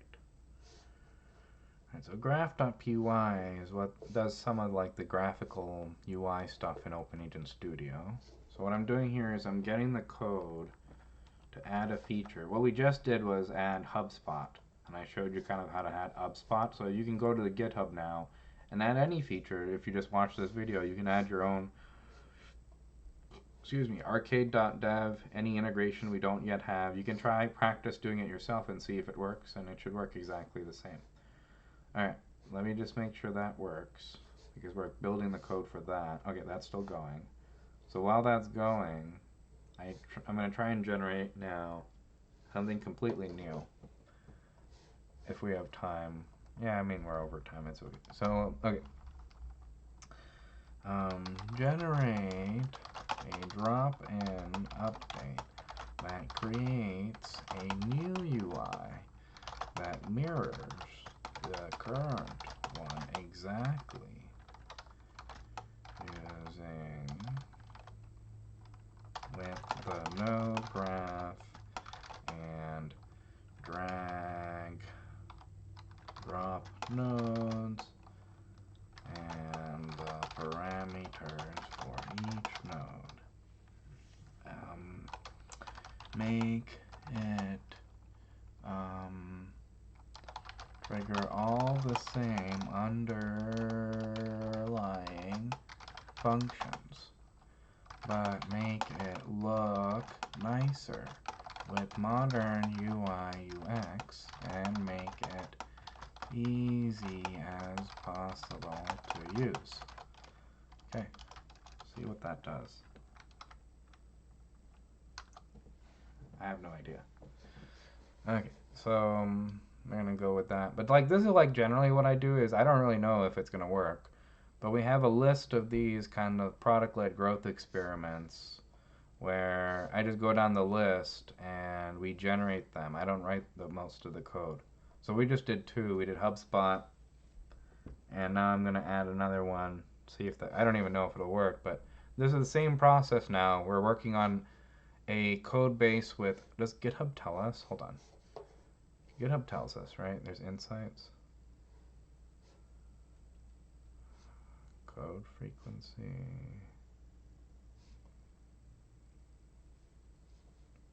Somewhere it tells you like the amount of code and the whole code. It's like tens of thousands of lines of code. But that's not the important thing. Like lines of code isn't a good metric. But anyways, in the beginning of the course, we started with editing like 20 lines of code with the calculator. And now we're editing tens of thousands of lines of code using the exact same tools from the first class actually. But now you're doing like working on the bleeding edge of agentic automation, and you can add features to the bleeding edge of anything. There's nothing stopping you from going to any GitHub and adding features to them now the same way that I'm doing it. And if you followed this in today's class, you would have added, you can even like choose something other than HubSpot, and you can add a feature to OpenAgent Studio that no one else has added before. And you would be a like contributor to one of like the bleeding edge open source agentic GitHub projects. That's all you really need to do that. So you can see like it's not that hard actually to be on the bleeding edge. You just need to have like a good intuition for what is a good product actually. Like what should we build next? And that's kind of very hard to do. The easy part is this generating, the chat GPT, the open router chat, figuring out how to do it piecewise and getting good at like copying, pasting, and like what everything that I just did. This was actually very easy. Um, like relatively speaking, I didn't really do much thinking. I just kind of like copy pasted my way to it, and it kind of worked. And you can do the same thing. The hard part is actually kind of figuring out now that we can do all this, what would be the thing to spend time on right now that would be worth more than anything else based on like opportunity cost. So um, it's probably going to be like your MVP or whatever product you choose, things like that. But there's some interesting things you can choose now. If that's not like your goal, like if your goal isn't to make a lot of money, you can choose some interesting things to build right now that could like change the course of the future. Because like that's basically what happened in open source. Like Linux exists because one person decided to go and build it and do that thing. And if they hadn't decided to go and do that thing, the whole business world will be completely different. Like all the servers we're hosting this streams on, this website that OpenRouter's running on, everything is running on Linux. Even like Mac is like a version of Unix. And so what I'm saying is you have the ability now because it was never before it had to be like Linus Torvalds and like people who knew how to write code. It had to be those guys like for the past few decades who went and did these things and built whatever they wanted to change the future. But now you can actually do it because I've shown you all the tricks. I've shown you I'm not actually writing the code, but we can build bleeding edge things and like startups that make a lot of money, and you can launch them from validating the idea from literally just the idea from scratch. You can build this thing and make it exist out of nothing. And nothing is stopping you from doing all like working on the same bleeding edge that I'm working on actually. And now, in fact, if you just followed today's class, you would be working on the same bleeding edge that I'm working on in OpenAgent Studio. Okay, so this is interesting. So it's generated a drop-in code. I wonder if this actually works. Whoa, modern node graph. Okay. Okay, let's try it. Let's see what happens. I'm really interested. Okay, well, let's just test two things. So we did one of the cool things you can do is now that you know how to do this, you can open multiple tabs in parallel, and that's just like hiring a team of engineers instead of one. So, um, okay.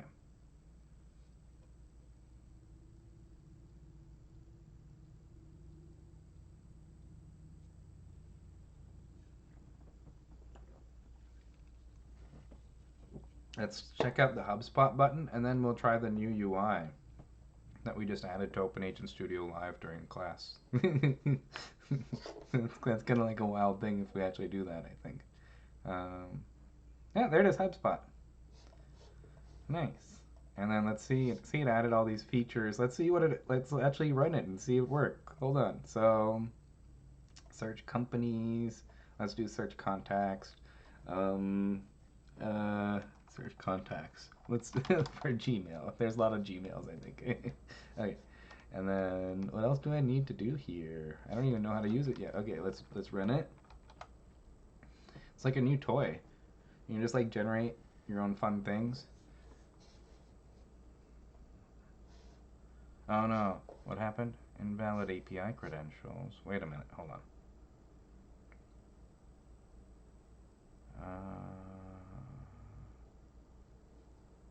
Oh, I forgot to add that up probably. Okay, let me fix that. Hold on.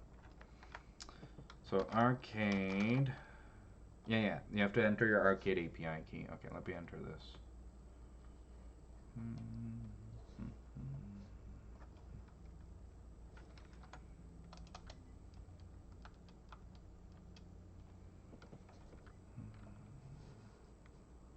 I should probably make this like a user entered thing eventually. I really like arcade. I hope I can keep using it.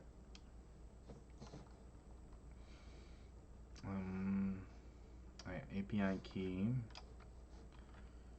Oh yeah, we can let people do this for now. That's better. Okay. So now we gotta rebuild this, but that's okay. Oh no. This is not the only place it's happening. Okay, wait, let's see where it's happening elsewhere. Okay. Ooh. There it is. Hubspot. That's weird. I thought the Google Sheet thing was working.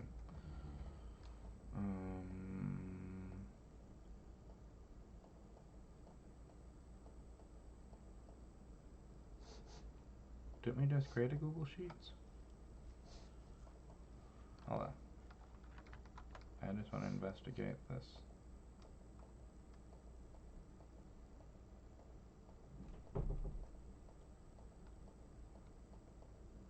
Okay, weird. I don't know. Maybe it worked for some reason before.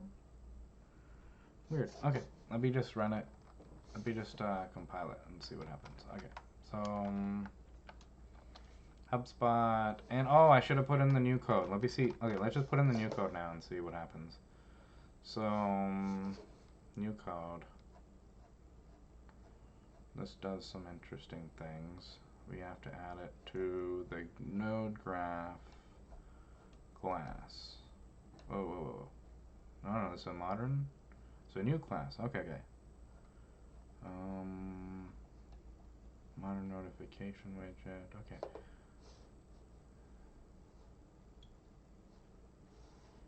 Here's the updated version. Okay. Keep all existing functions. Alright, let's paste it in and see how it works. Okay. You keep all the existing imports and paste it in like just below. Yeah, this is good enough.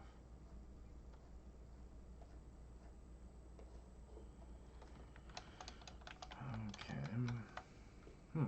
Alright, let's see what the stuff here is doing. I don't think I need this.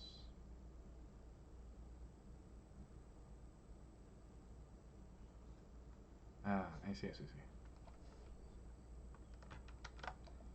So I can replace the original calling. Modern node graph. Cool. Fascinating. I wonder if this works. Ooh, okay.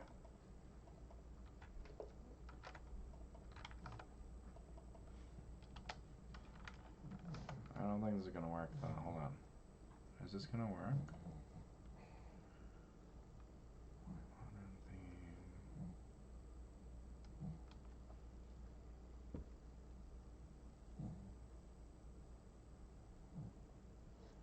Yeah, I'm curious what it does, so let's find out. Okay.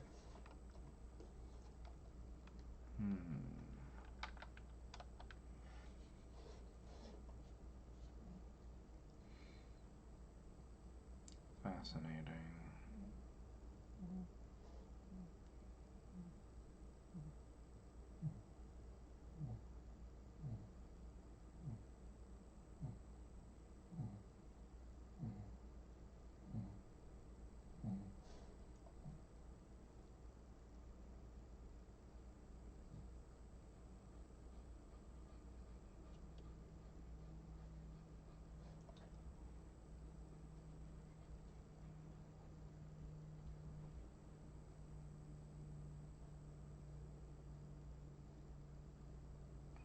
Oh, I might not have done it correctly. Hold on, let's see.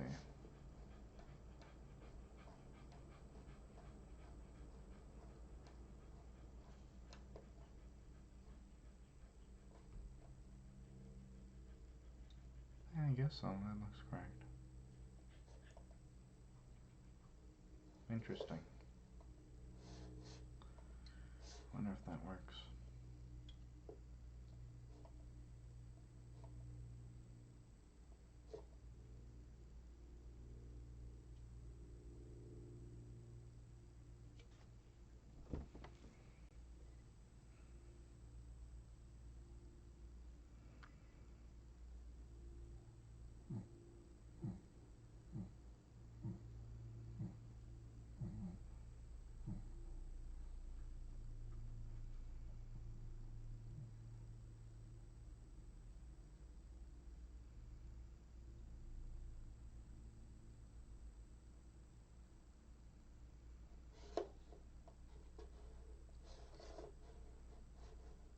Okay, good. I'm still sharing.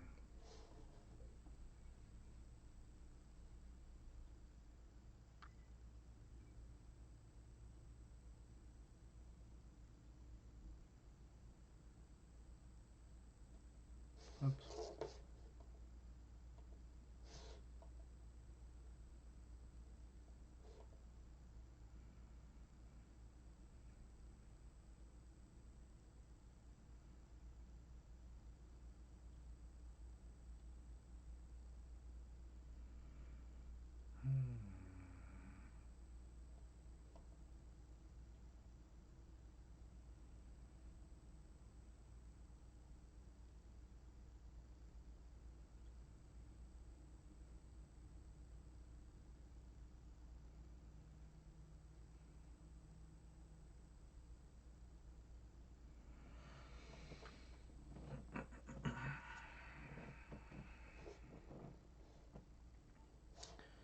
Maybe while this is going, I can do some toy.new thing.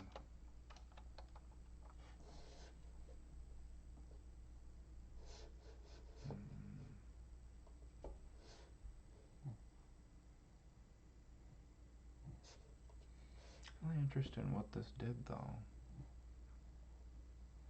I don't think it did much.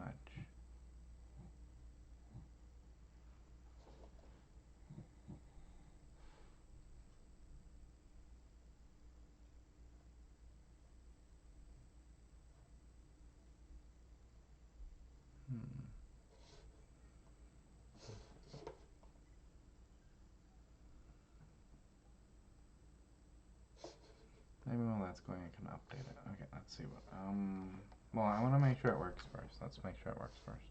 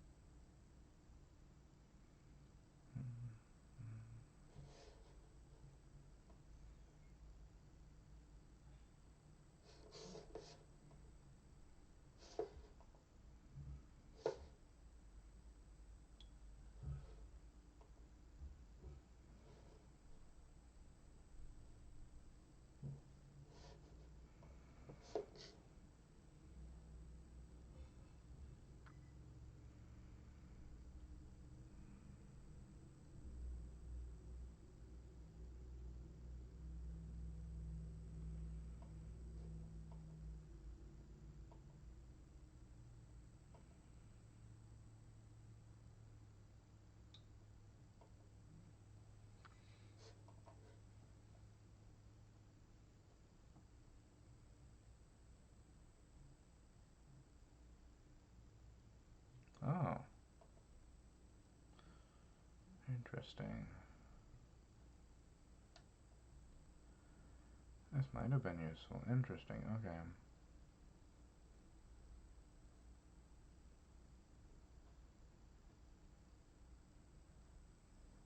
Fascinating.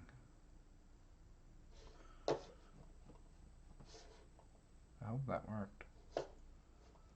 That'd be really cool.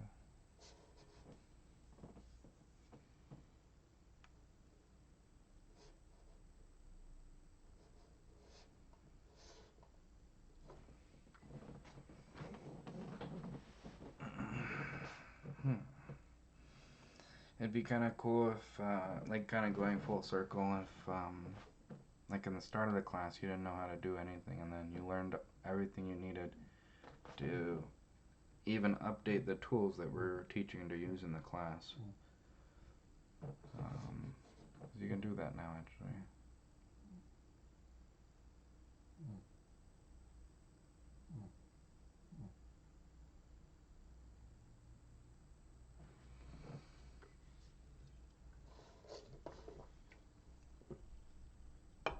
We can also do this with any toy.new page, including the toy.new homepage itself.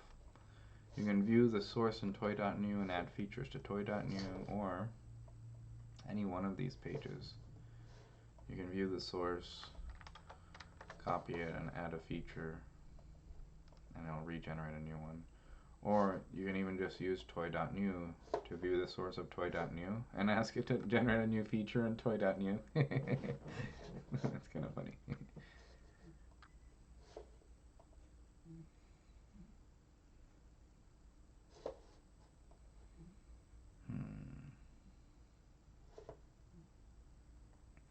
This is so close to federated login. The only thing they're missing is federated logins.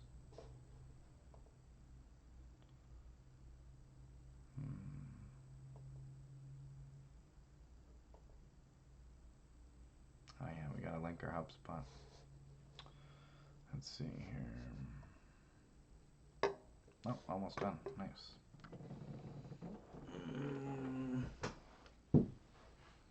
Nice, it's done. Okay. I'm so interested to see if it even runs.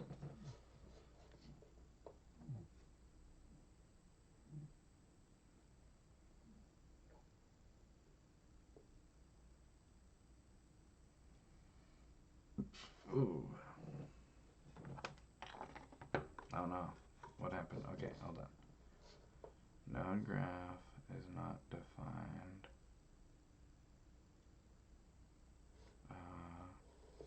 I don't know. Hold on, let me paste that in.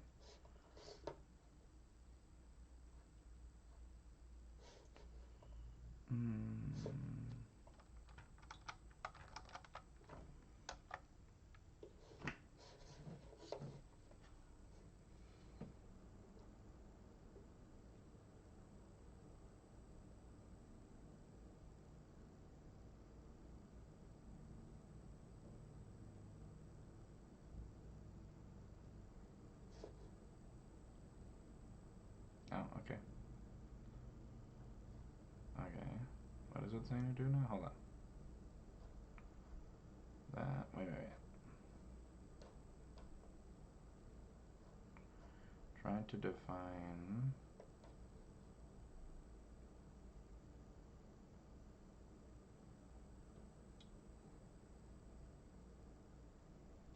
Okay, interesting. All right.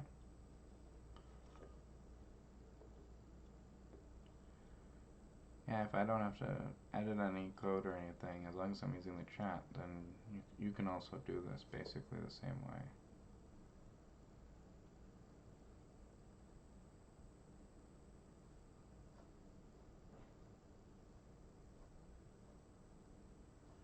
Interesting.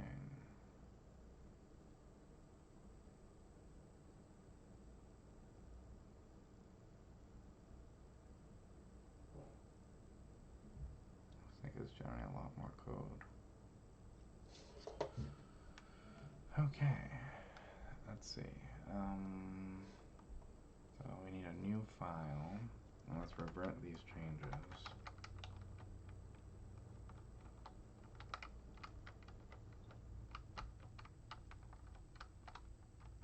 Okay.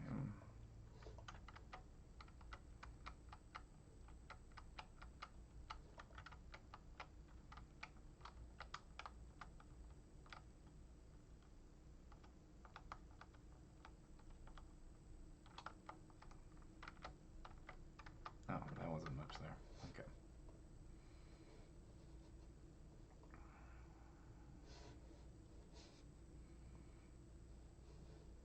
So I don't get confused. Let me close some of these.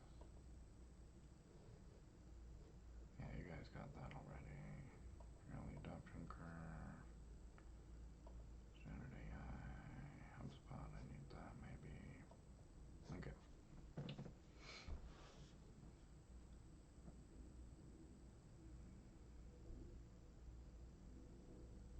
Nice. Ooh, this is a little bit more involved. I guess I like that. Alright. Oh, that's a lot more code. Okay. Modern UI.py. So let me do the no code way.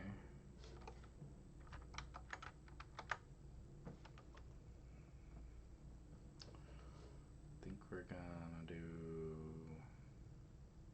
I don't know, modern UI. Wait, hold on. What did it say? Modern UI. Let's put it there, and let's also put it in like the home directory of this thing. Okay. Alright. And then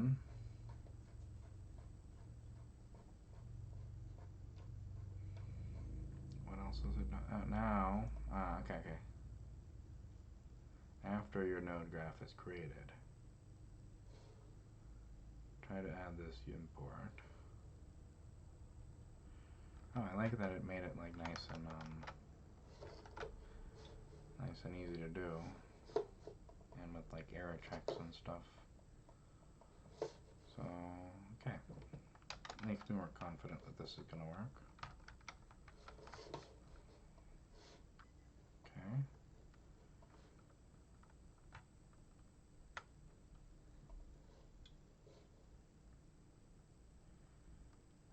Okay.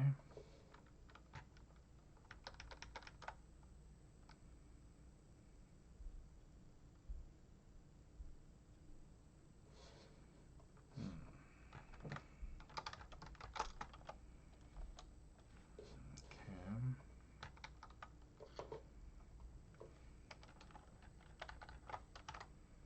Oops. All right. That was a Larry. All right. Oh wait, that's not what I want to do. Hold on.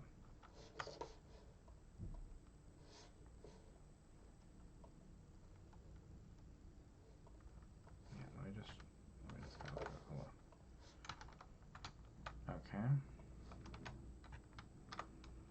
All right. Now.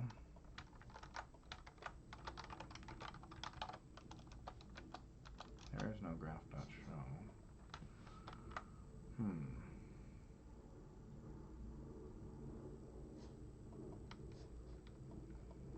So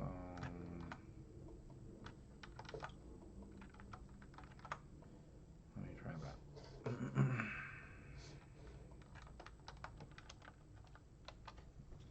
Might break some things.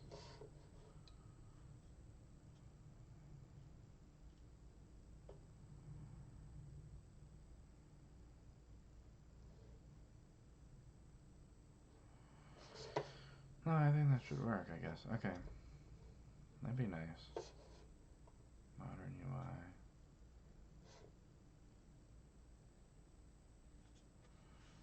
Role-wise function for easy access. Okay. Very nice. We still have to test the Hubspot thing.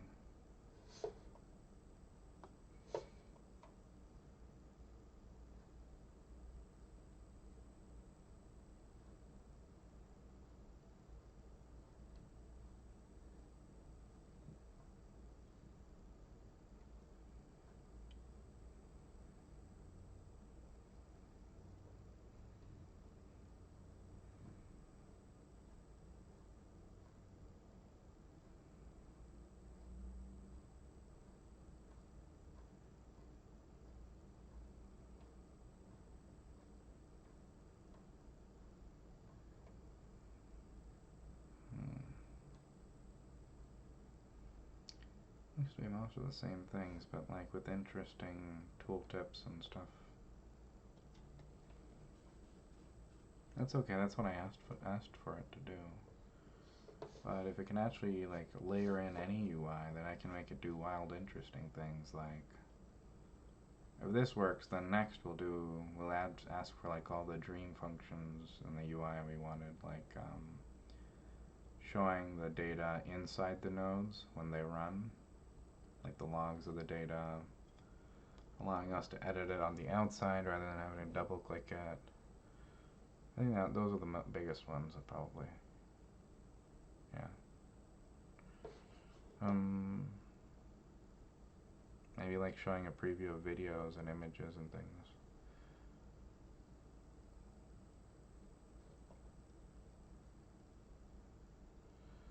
It takes so long.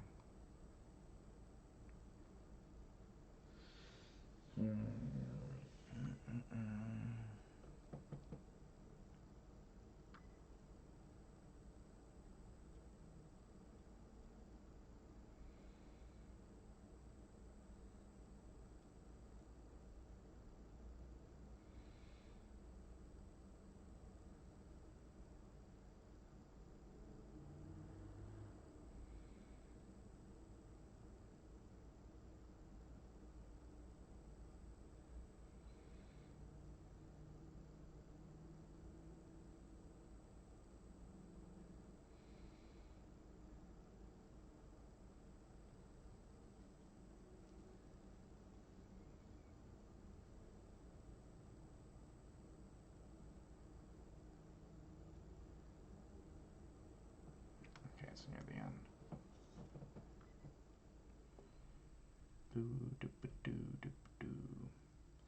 I mean, while we're waiting, I'm gonna go to the bathroom. I'll be right back.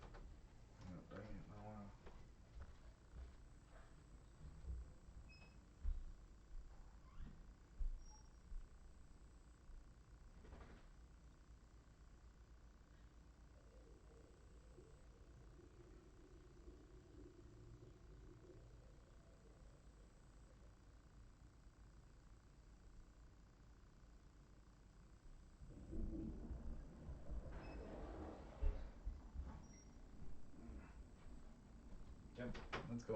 We got meetings. Come on. Come on, buddy. Come on.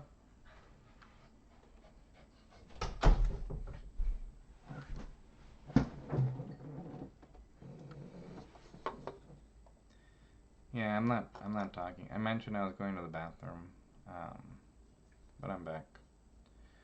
Yeah, I'm just waiting for it to finish building. So that's why I muted my mic, so you don't have to hear me pee. Yeah. At least the camera wasn't on.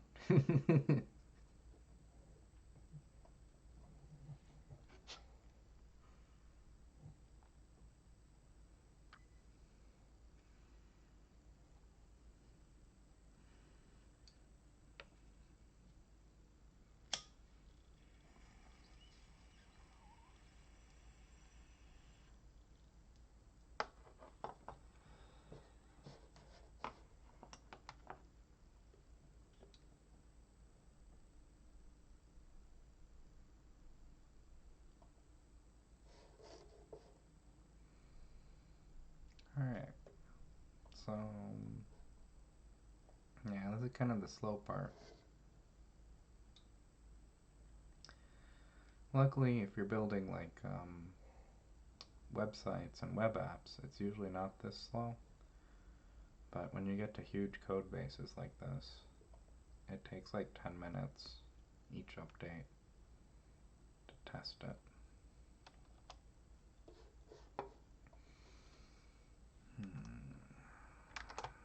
Let's see if there's any. Yeah, there's nothing I can do to make it faster. Just gonna have to wait.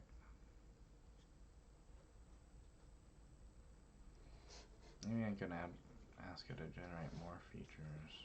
No, I want to make sure it works first, because we might completely regenerate it.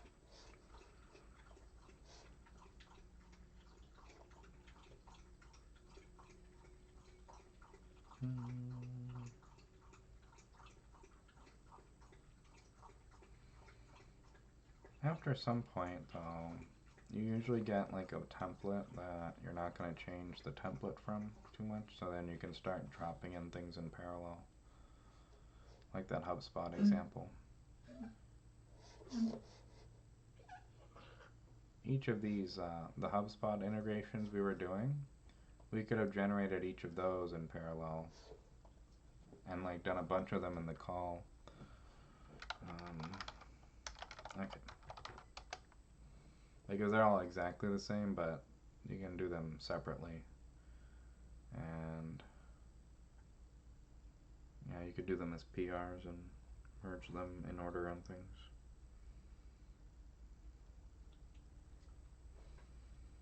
I guess the way we should do it is have them as like, oh wait, what is this? Uh-oh. So attribute register nodes, that's a bug. Okay, let's see if it can fix it.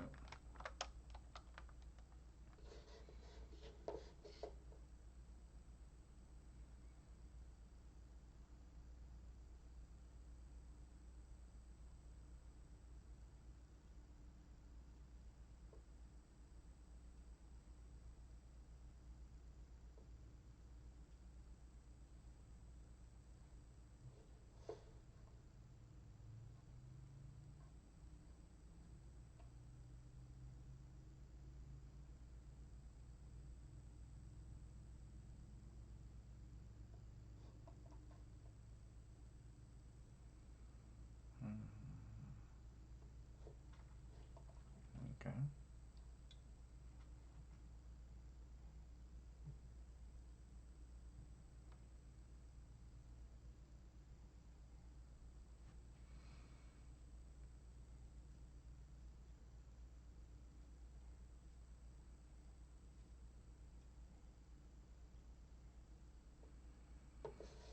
Okay, while that's going, let me see where this error came from. So, it happened here.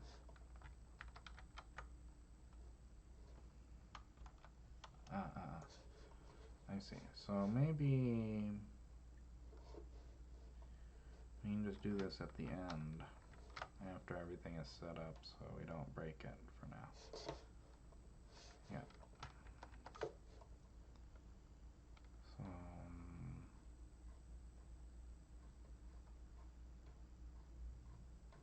doing stuff. Alright, yeah, right at the end. Oops. Okay. I not need to do anything else after that actually, because that's where we kind of show it. So let's go this way and do this thing and then do the thing. Okay. Alright, so we can do two things in parallel now. We can run this one.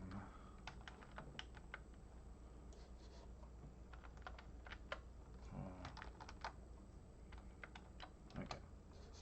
And wait for this one.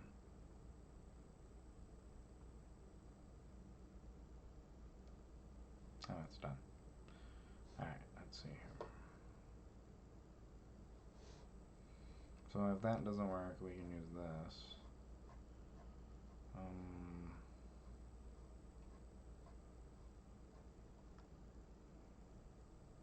Yeah, okay. I'll just wait for this.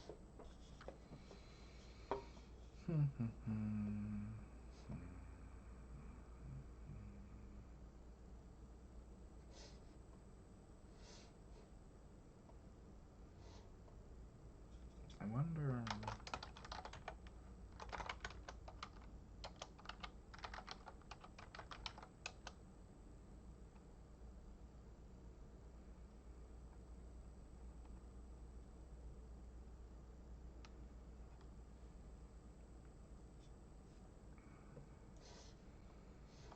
Might be able to test this while that's going. Let's see. Okay.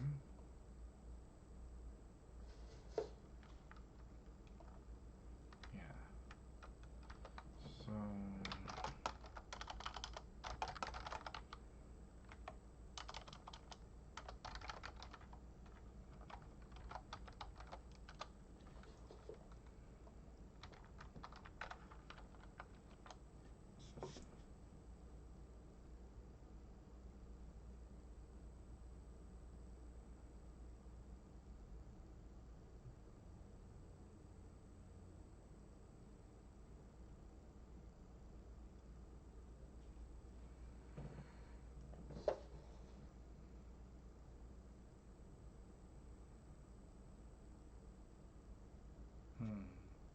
Okay. I think that did something different, though. No, it's the same thing. Okay. Maybe.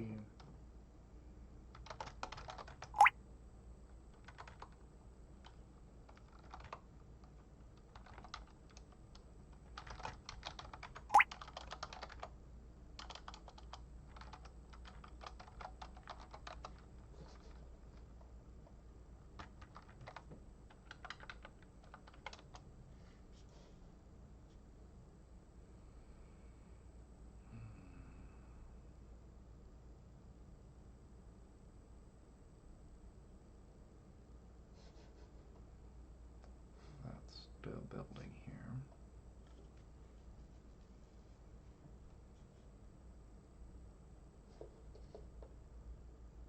Oh, no, that did not work. Okay, we just have to wait. It's almost done, though. I actually have no idea.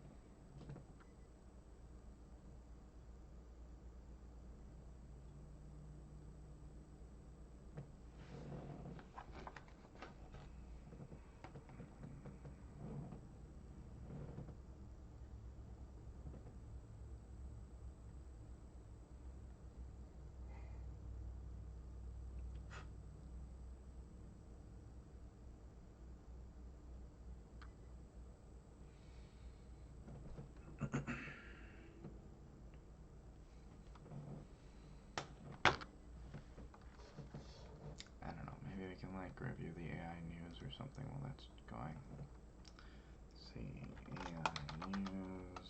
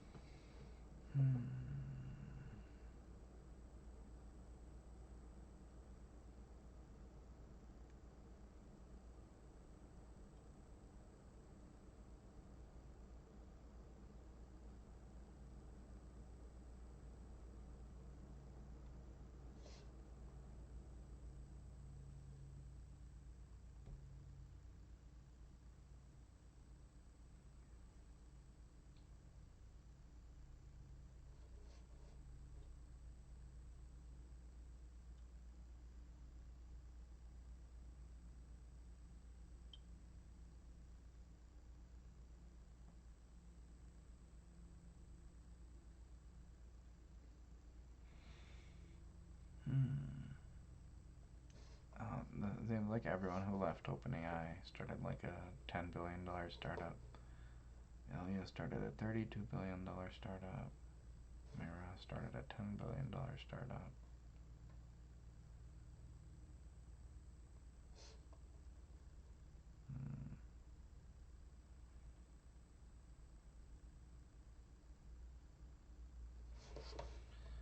Is it done yet? No.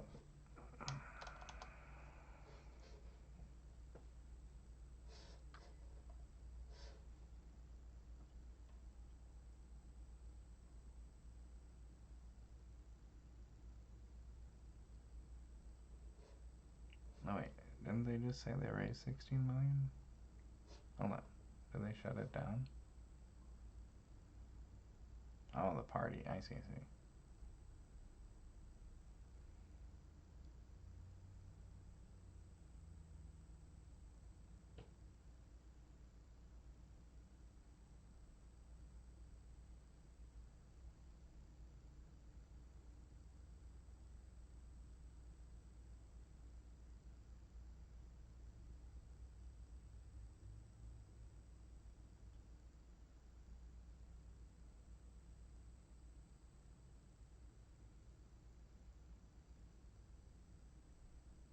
Whoa, that's funny. They like created a huge party. Let me see if there's a photo. No.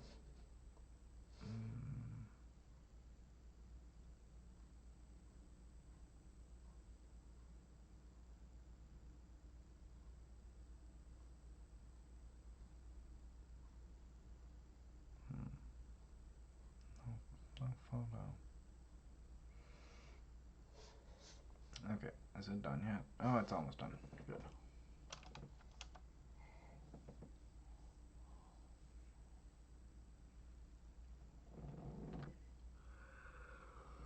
Alright. I almost fell asleep there. Okay. If this one doesn't work, I'm gonna give up.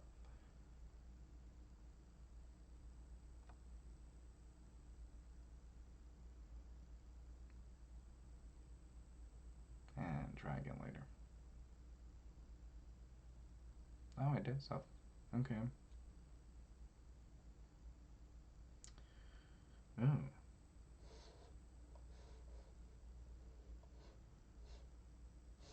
Fascinating. So, hold on.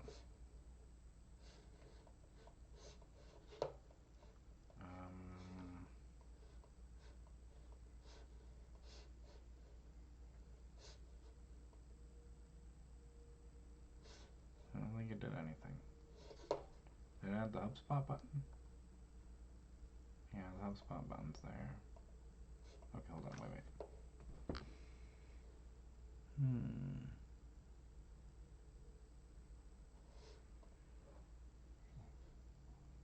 Oh, I think I'm doing this wrong. Hold on. Let me... Yeah, I'm just dumb. New graph.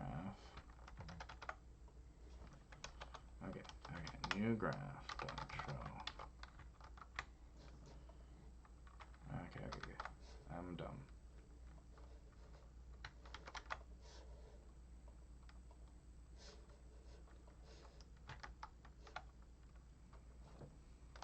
Because I didn't listen to what I was saying. Alright. I should have just copied exactly what I pasted. So now, let me try this again.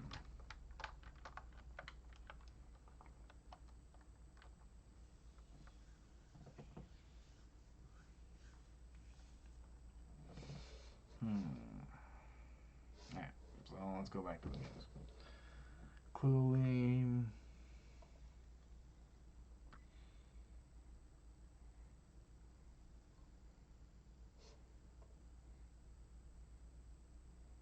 oh, there is a photo. Wow, okay.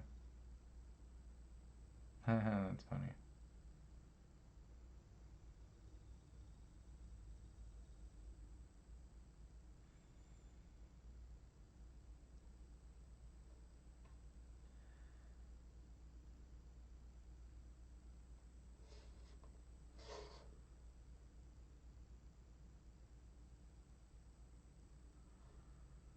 Okay.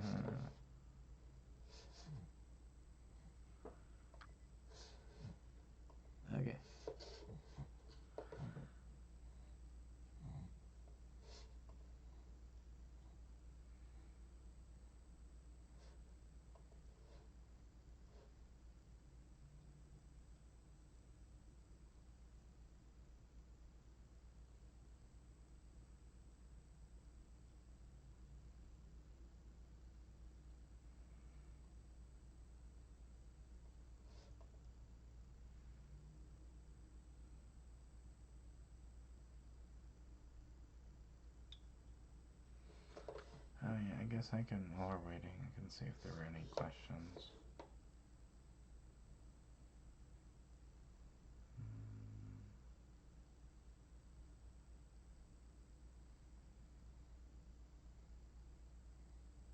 Okay. Mostly note takers. Oh, is there a spin tax? For prompts for variety.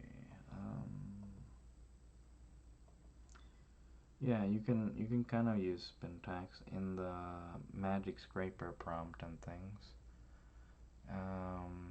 Basically, in the editor, each of these nodes, like the magic writer and the magic scraper and the magic clicker, can have programmatic inputs. So you can scrape something and then have it like use all the data from a previous node to fill in the spin tax data, basically, rather than randomly generating it. I mean, yeah.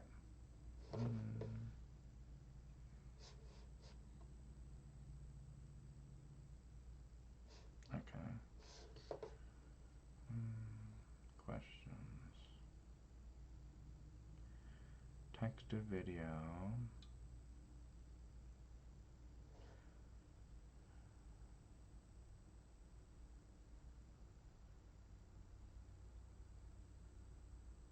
Oh, that's interesting. Yeah, that's a good idea. There's a way to do this, actually.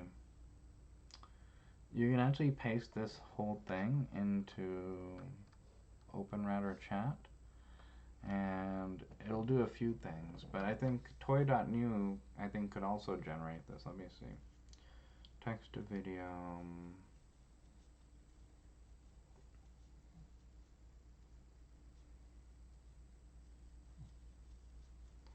Yeah, toy.new should be able to do this. If you just paste that in directly, and well, we were building with the editor. Let's see. Toy.new/editor3. Yeah, this one. So we have like image and video generation here, but you can generate a different one where it does like B-roll, filler, and it can use stock images to. Let me finish generating this and I can try that. I don't have a Truth Social account, but it's probably the same as like the Twitter one probably.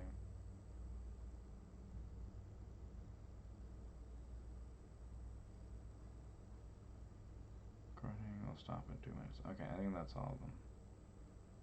see.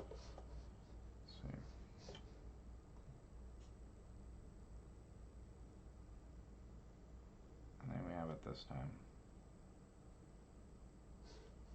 I really want us to just see what it looks like.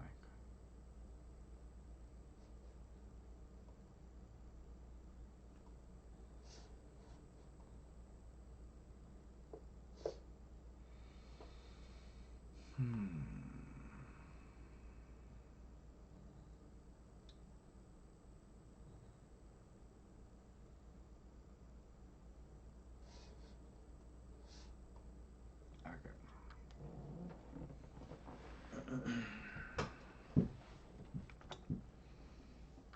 Now you know why the Mac version takes so long. Because it's like this, but it just doesn't stop generating for like hours and stuff. And sometimes there's like no solution.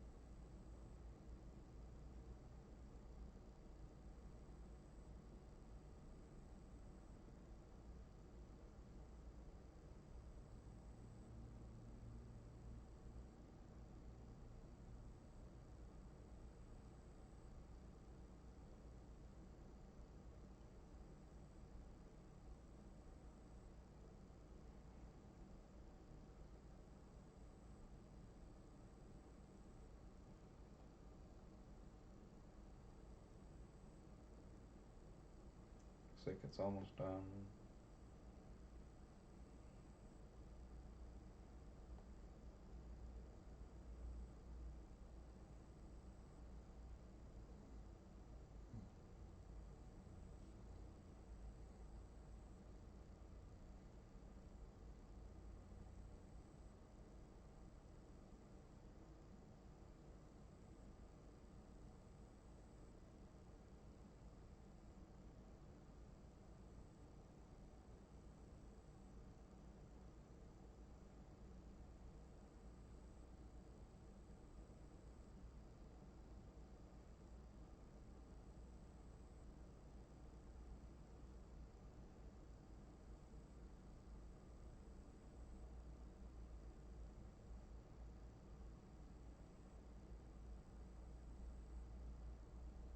Okay, it's done. I didn't even notice.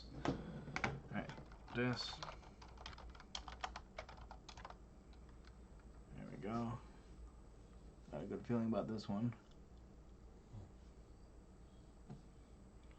Because it's running everything separately. Okay. Got some stuff here. Uh-oh. What's going on here? Oh! Nice! Nice! This is the new UI. Cool! And it does kind of mirror it into the background, because you can see there's like edit, new, view stuff, buttons, and where does that go? Oh, documentation. Okay, cool. Cool. There's a console, variables, workflows. That still works, and it still does this thing. Nice. Alright, that's what I wanted. Okay, good. Cool, this is starting point. It still kind of works. And there's the HubSpot thing there. Let's file new works. Alright, yeah, all the underlying stuff works. This is exactly what I wanted. Now I want to like make it look like weird. Let's see if we can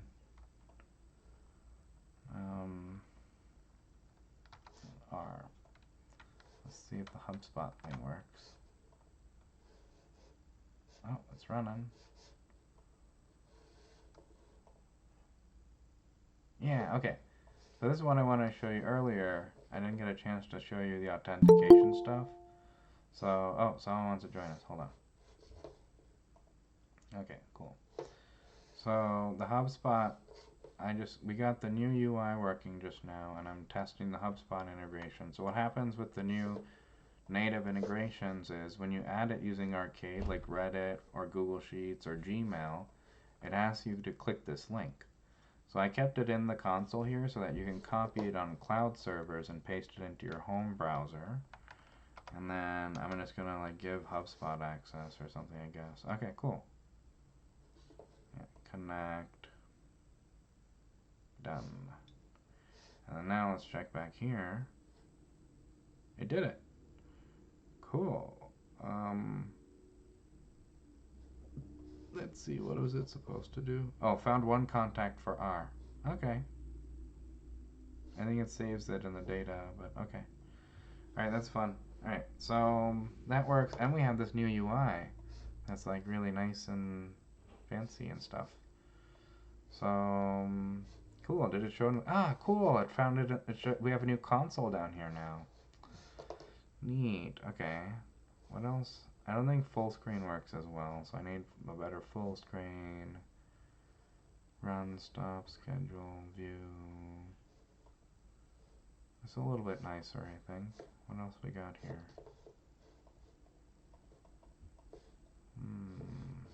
Alright, I think that's the limit of what we got so far. So, let's update this now that we know this works. Okay. Now, update this modern UI to display all the properties in the properties bin per properties bin each node and allow editing. That'd be cool if it did it. Update only the modern UI file if you can. There you go. Alright, someone wants to join. They're joining like kind of late, but that's okay. Ooh, okay, I don't know who that is. Okay, let's go here. And let's add more features to this thing. So, let's see here. This is all recorded so you can go back. That'd be a cool update if we actually added this stuff. Okay. How much more do we want? Yeah, I want, basically, what I wanted to do is, like, this is nice and all, but it's a little bit nicer, I guess. But, yeah, I wanted these to be, like, a little bit nicer so that it, like, shows the data here, and we can edit them here, and maybe even previews and logs inside the little node so that we can see them when they're running here. Down here is okay. What does workflows do? Variables? Fascinating. Alright.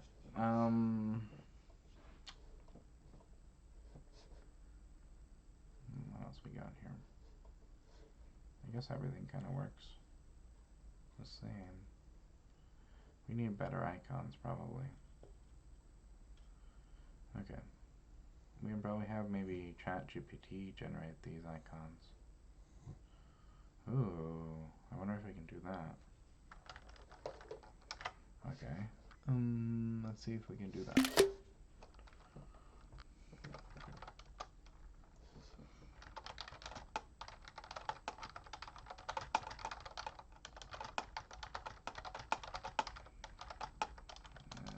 Magic clicker, magic scraper.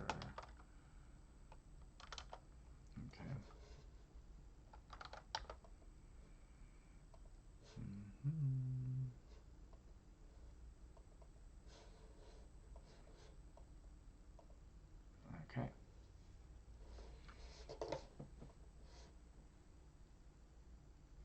So yeah, I didn't really even know if this would work, and this is just how we add features to OpenAgent Studio.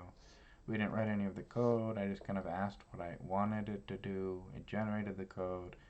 It's kind of like 10 years ago, you used to be able to kind of tell how good someone was at their job by how good they were at Googling things. So now it'll probably be more like not Googling, but how good they're at basically like copy pasting things. Like if you're like very good at copy pasting things, then for the next few years you'll have like an extreme advantage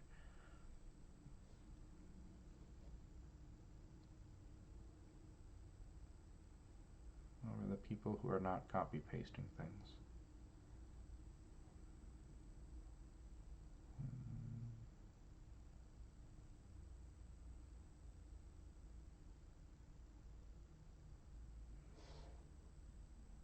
Might have to go back to news.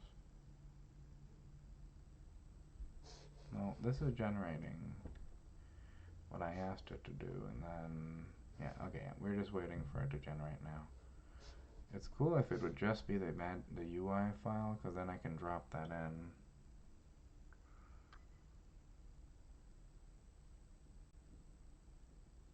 I don't think I have to recompile everything if it's just the UI file. That would be awesome.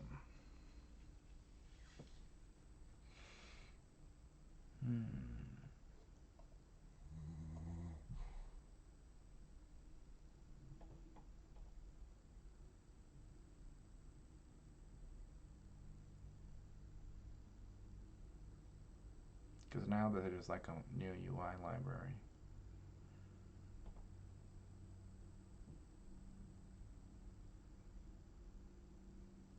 Whoa, we generated so much code it broke the OpenRouter chat. It's near the end though. Alright. Okay.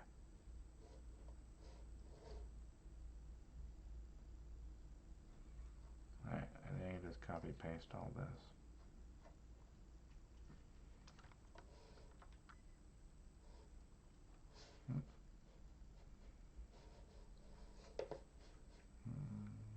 Okay. See if that works.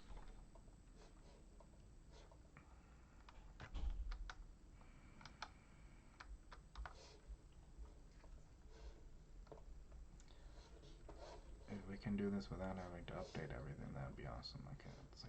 Save as. Save.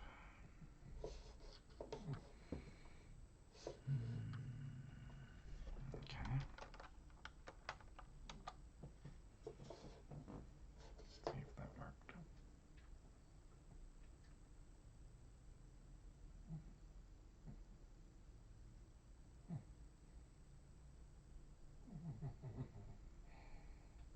And then we can just start updating this file, which would be really easy and awesome because then it's not the huge context limit thing that.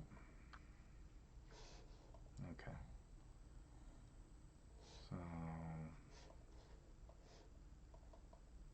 I don't think it did it.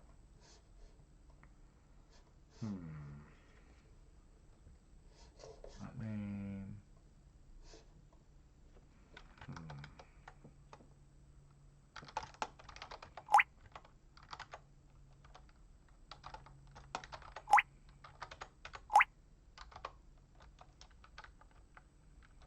Let me see if that does anything.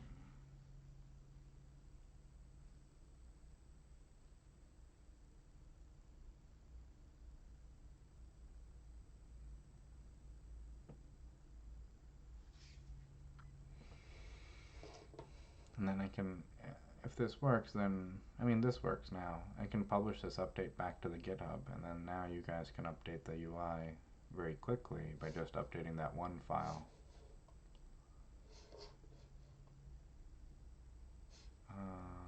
Oh, okay, I see what it did. Okay, so it like brought it in. I don't think there's an easy way. Hold on. I So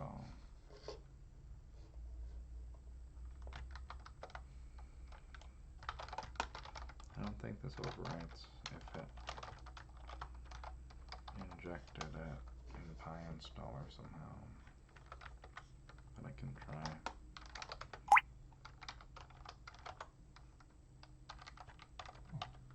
Okay, let's see if that did anything. Otherwise we have to rebuild it every time, which is annoying.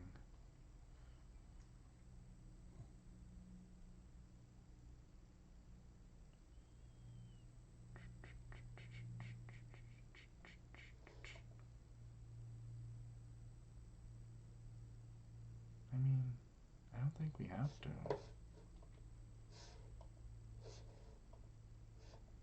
Yeah, it's not doing anything different, I think, though. This looks exactly the same. Yep, okay.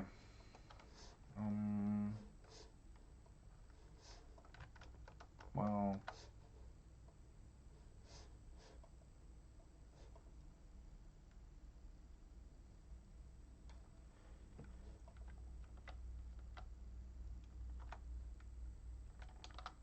yeah, this one's way bigger.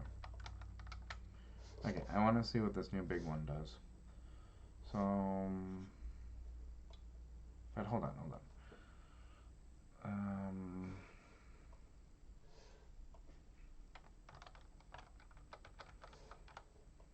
hmm.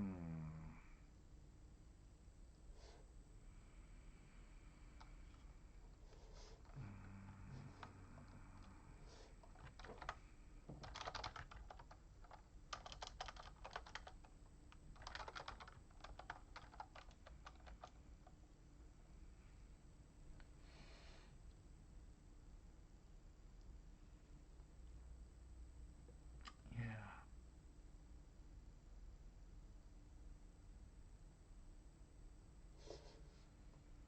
Alright, I don't know. I know there's a way to do this, but I'm feeling dumb right now, so I'm just going to do the easy way. And that's just rebuilding it. Okay.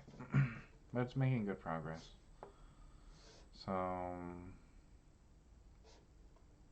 okay, I think that'll be the last update though, because that's pretty significant updates.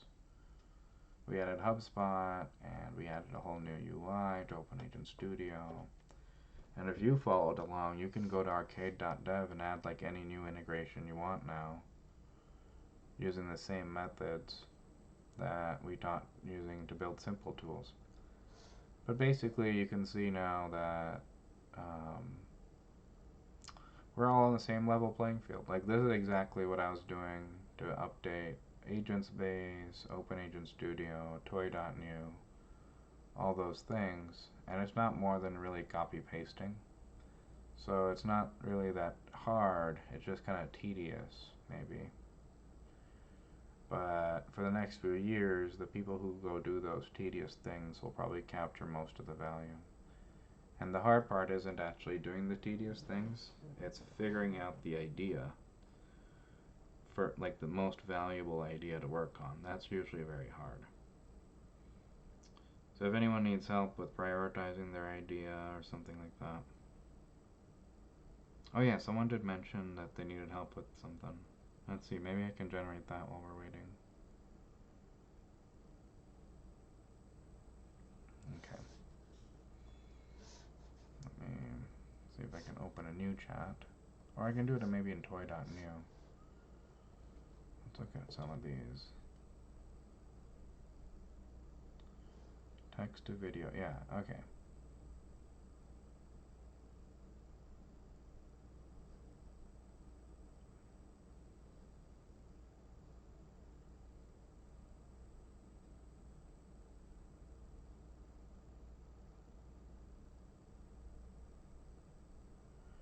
Okay, yeah.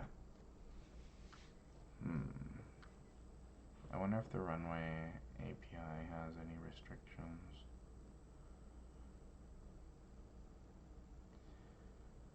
Um,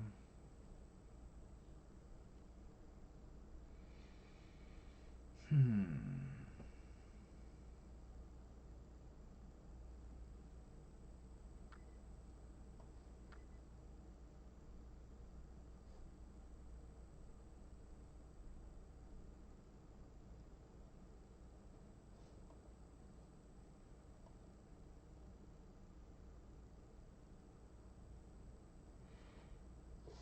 see if I can do this with toy.new.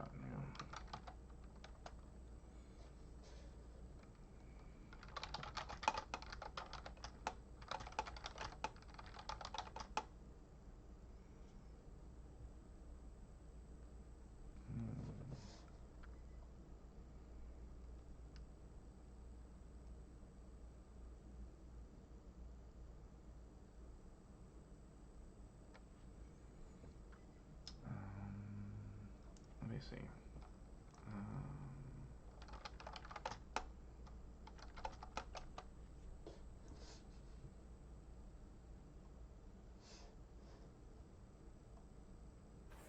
Rohan, I dropped a sample video of a client. Oh, nice. Okay. So ideally, he would come on, introduce himself, introduce the topic, and then create the audio, and then have an outro that just close it. Thanks for watching. Call to schedule an appointment, something like that.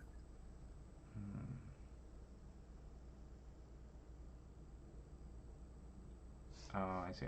Okay, that's kind of like an easy one then. Maybe. Hold on. Text. Okay.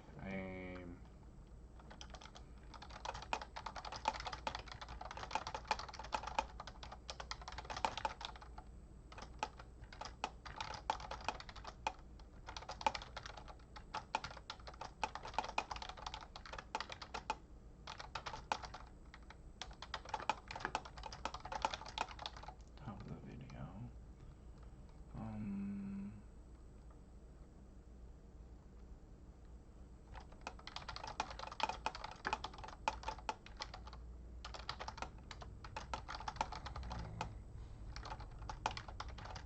Input video and text. Okay. Let's see if that will work while that's going. Alright, what we got here? Oh yeah, this is building. Cool.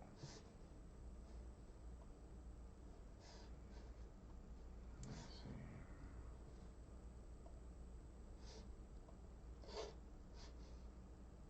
We used to use, and I mean it, appointment, rich plasma, and the G spot, as well as the clitoris. I mean, we're there.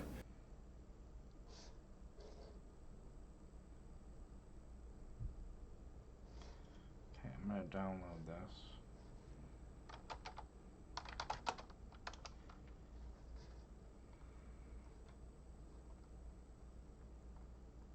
Looks like I've used that before.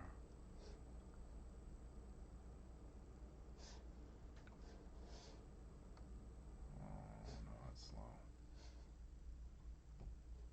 I've used that before.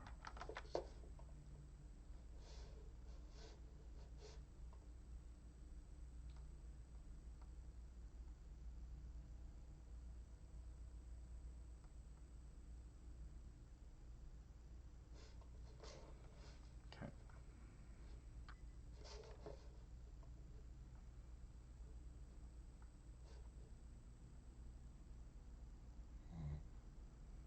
Oh yeah, now that we have like a base, we can add variations on this.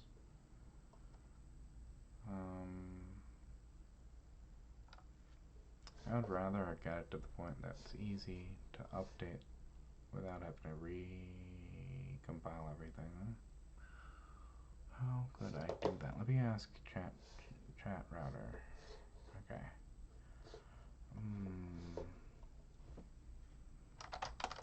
I prevent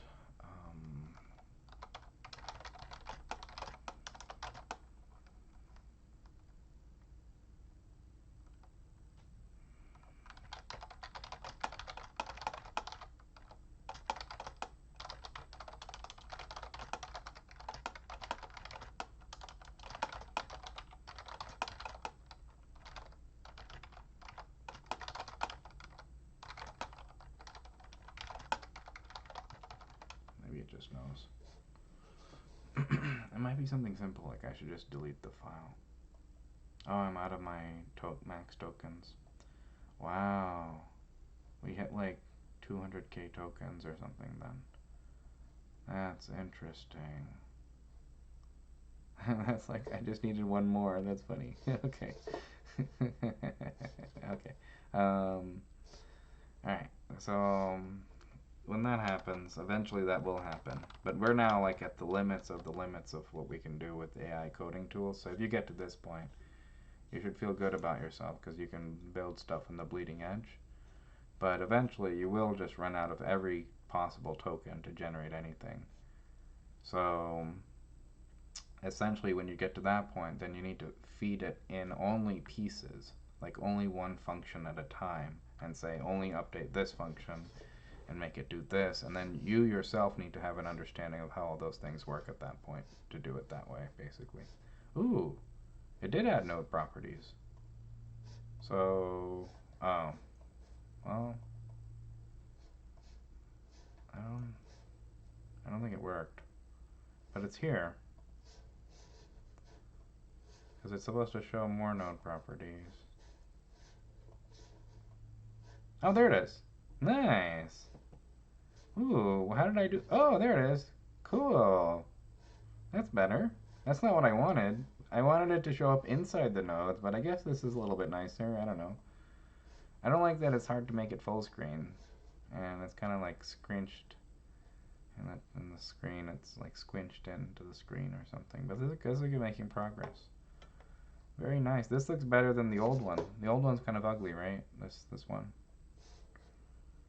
It's like hard to use. I can even make it hide the old one. Like we don't need this old one anymore. We can make it, the new one, the new hotness. And hold on, let me just make sure it works.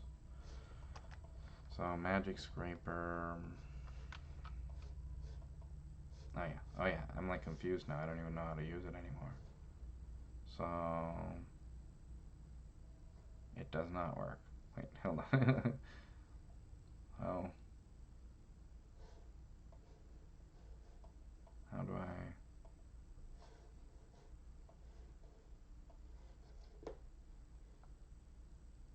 I? Oh, here. It's all the way down at the bottom. Okay. Semantic target. I think my input is the one. Should I open both? No. Target in English. Okay. Target in English. Okay. What is the URL of the website on the screen? Okay. Oh god, I hope that worked. I don't know what I just did. Okay, let me just run it. How do I run it? Oh, there it is. Nice. And then if it worked on the top right hand corner, it should say cheat layer in like 20 seconds.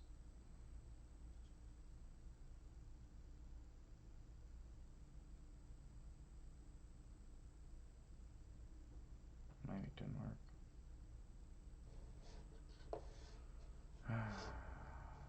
Oh, maybe there's like a new notification system. Hold on.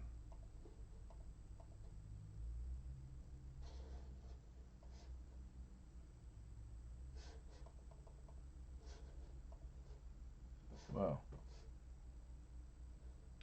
Oh, we can see all the variables now. I wish I could see the bottom of the screen though. It's like scrunched down there. Cool. Okay. But I don't think it worked. Hold on. It was supposed to do things.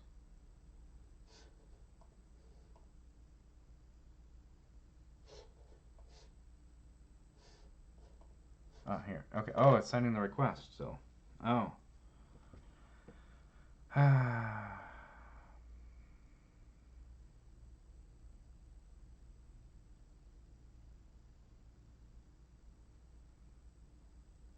me try running it again. Maybe I did it wrong.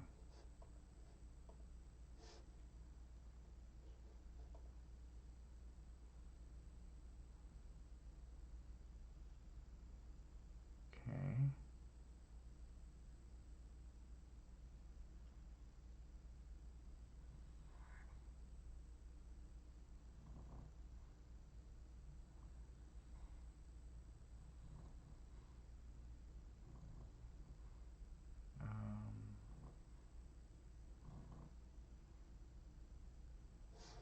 Let's see what the toy.new thing is doing.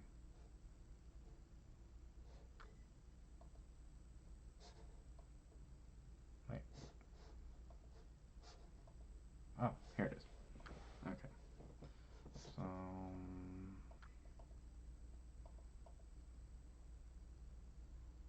okay, there it is. Downloads. Okay.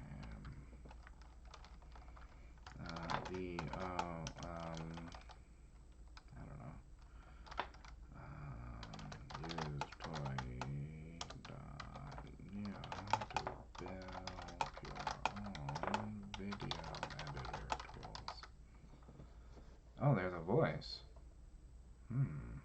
British? Does this actually do it?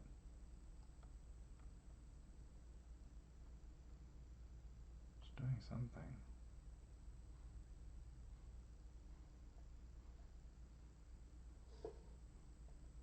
What was it?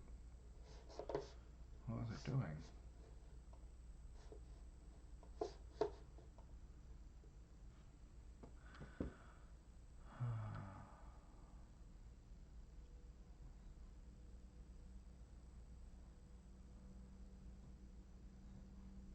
Oh, what happened? No.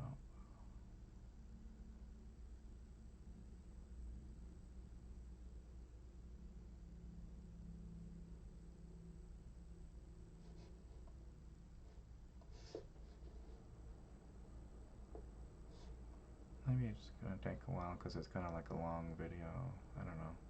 I'll let it run for a second. Let's see. Alright, what is going on here?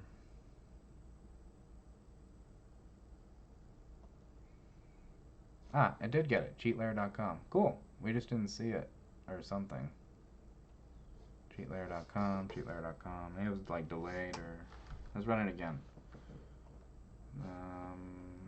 Run. Okay. You gotta watch it though.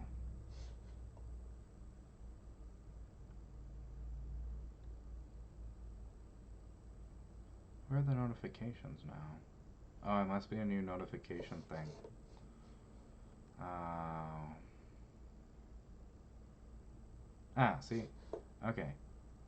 Okay, it didn't see it because I was probably going too fast. It said example.com, but it ran something. So, notifications. Ah, see, cheatlayer.com, example.com. Okay, okay. It's at least going down here. So there must be like some new notification thing happening. Alright, alright. This is not bad. It's at least working. I mean, there's like bugs and things, but it's kind of working. That's nice.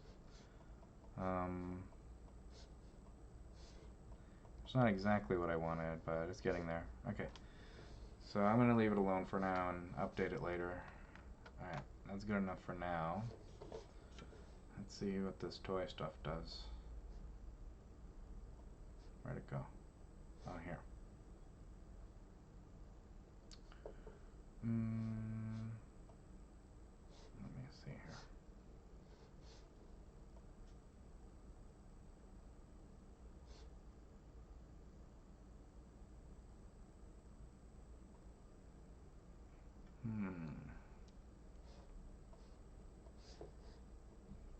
I can't tell. Let me just restart. Hold on. So I can look at what's going on here.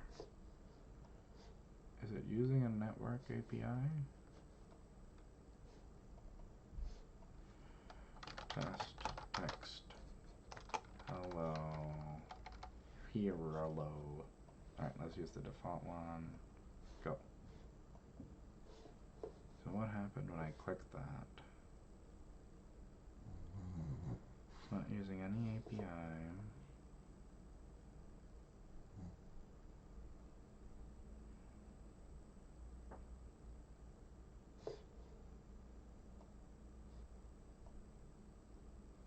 What is it doing? Course error. Oh. Okay, yeah. I guess I can try to fix this. Okay.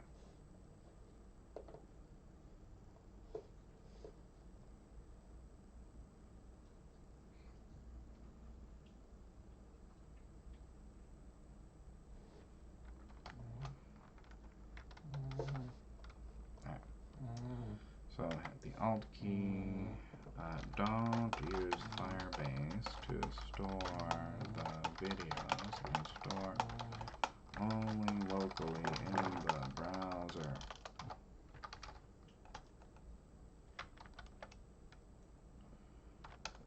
Make this take the video input, add a voiceover and text overlay at the end. Okay. Apply changes.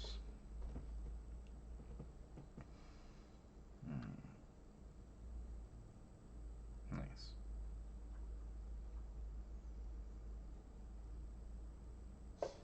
Maybe let's go ahead and add features to the other one. So this is pretty good. It's kind of working and stuff. So okay, let's fix some of the things. Okay. Works. But oh wait, did it answer my question? Oh no, I ran out of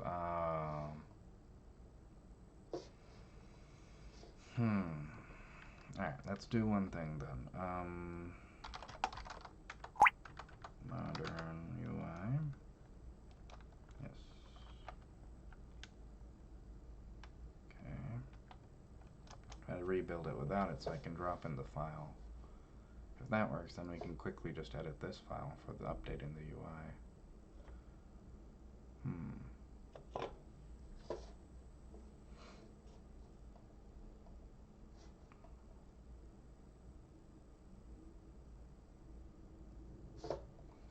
Let's see what the progress looks like here.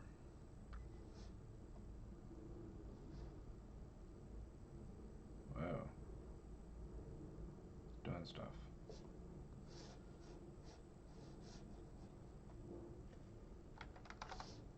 Alright.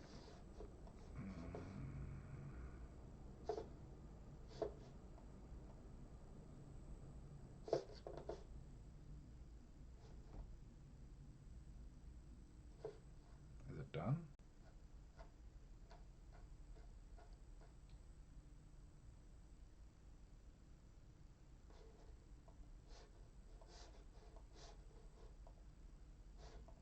Oh, it's done?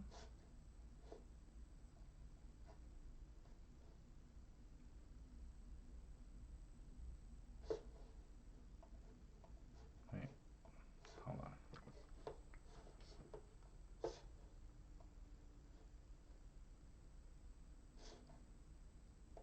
I can't understand what happened. Alright, let me do this. Let's go back to Dory.new and start again. Okay, yes. Generate a simple video editor that allows the user to upload an MP4 and add the text input as a voiceover and text on top of the video. Allow saving the output. Do not use Firebase to store the video. Whoops, fire. It entirely locally in the browser using JavaScript libraries. Okay, let's see what it does there. Toy.new is now using Claude 4.0, so it's exactly the same thing as the chat, and it kind of saves the step of copy pasting now. So the only thing is you can't use it on like these huge code bases. Okay.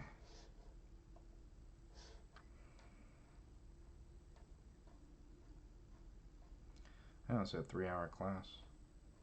Well, we got a lot done today, I guess. We added Hubspot and created a whole new UI for OpenAgent Studio, and we built a blog generator, or an unlimited blog. Wait, is that still running?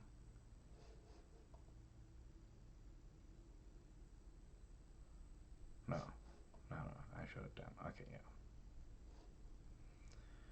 Unlimited blog generator.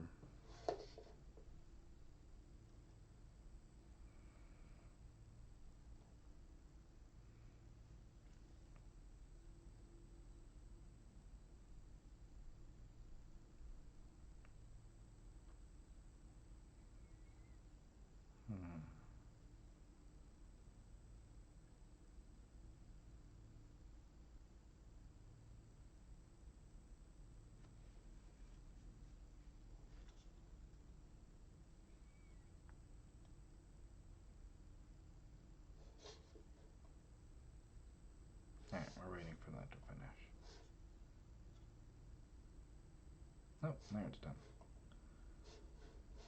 Let's see here. Oh. Alright. Where did we get all these voices? Welcome to this amazing video tutorial. Ah. Let me show you how to use our video editor.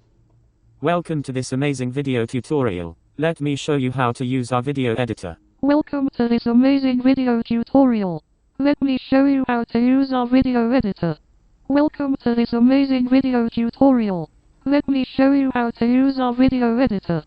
Velkommen til disse amazing video tutorial. Oh, it has Let me different show you languages. how to Cool. use our video editor.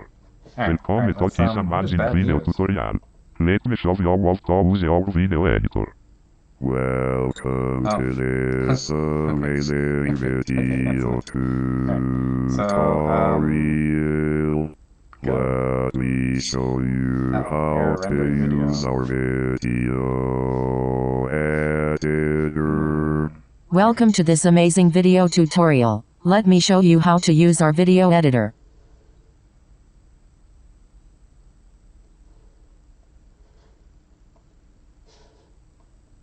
Oh, it's using like ffmpeg.wasm.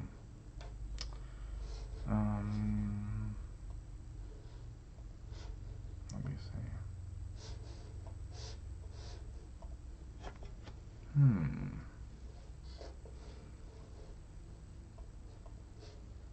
Might just be we have to wait for it to load.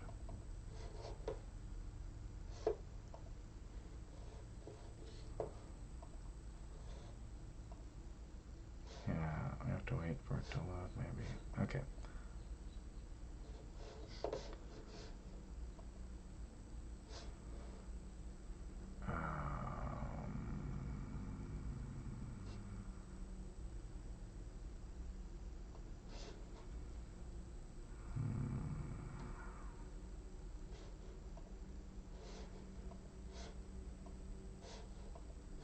I think it got further this time.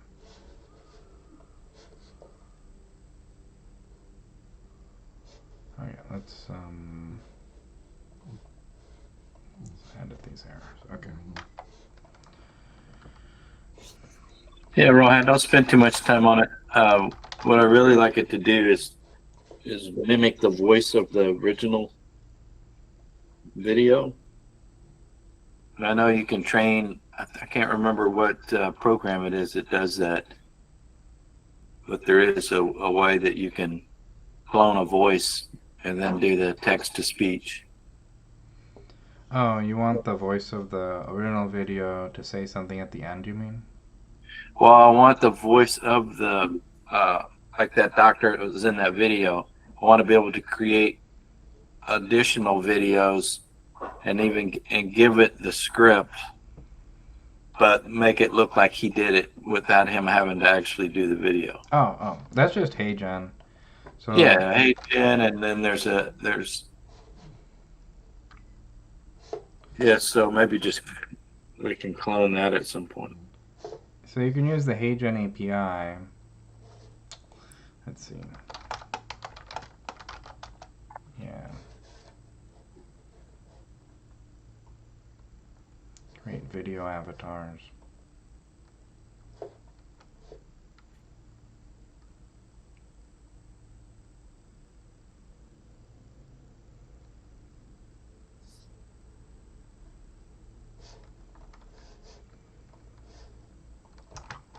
I think there's a way to create your own avatar, which would be, the client, the speaker. Yeah, we do that in AgentSpace. So some customers have uploaded. You can upload your images, and in our HeyGen account, you can see where they created avatars, and it adds them on top of videos. So let's see. You would have to go to like our workspace or something. Workspace. No, wait, hold on. Somewhere it shows our videos. Oh yeah, here. Okay, so oh yeah.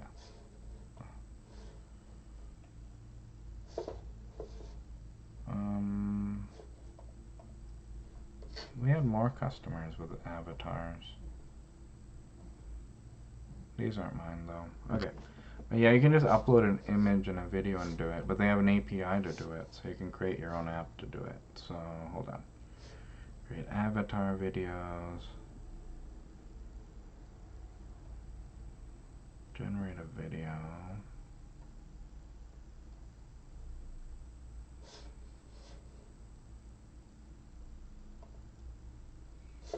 We've already done this, I think.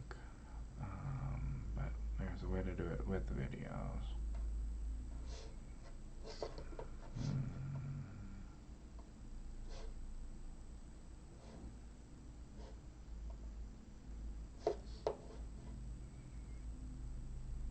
Okay.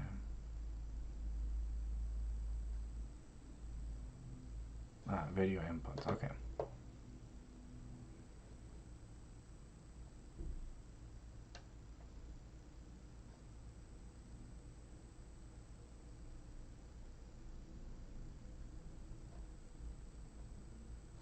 Maybe it would know. Let's ask.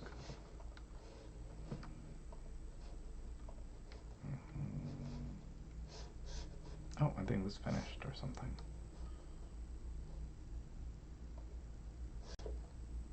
Whoa.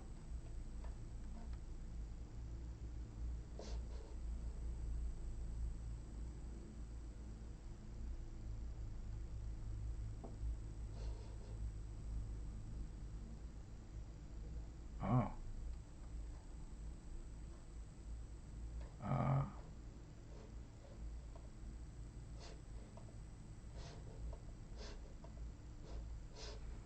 Hmm.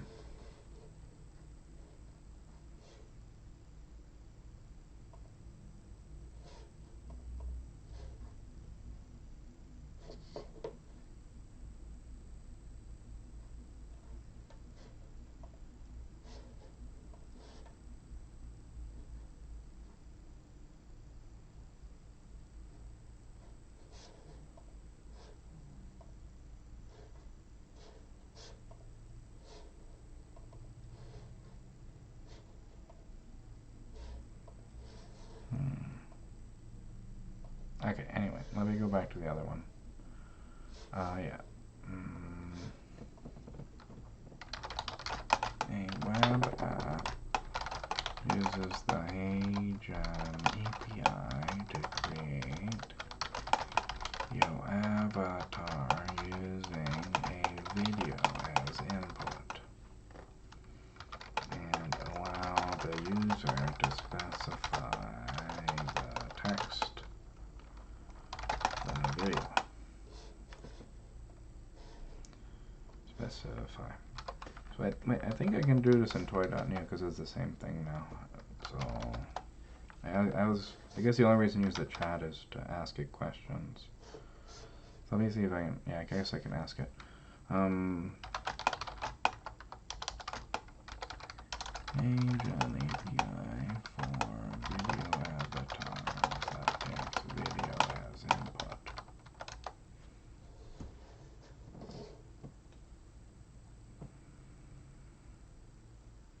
Yes. Okay, so if it knows about it, it should be able to use it here. But it might not necessarily have, yeah, I didn't ask it to like use my API key or anything like, let me try that, hold on. Or I can just do it here, yeah. Okay, so, yes. Use this API to generate a web app that allows the user to upload video, the text for the voiceover, and the HeyGen API key to generate an avatar video. Okay, now we got two of them. Oh yeah, okay. Alright.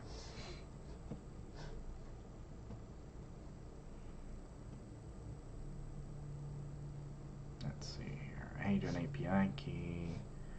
Okay, I guess it figured that out for us, so that might work. Hello, just testing this works.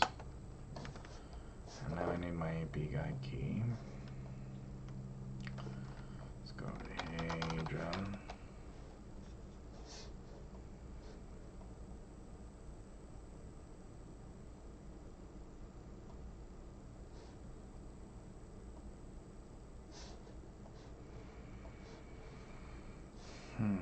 API token, copy, okay.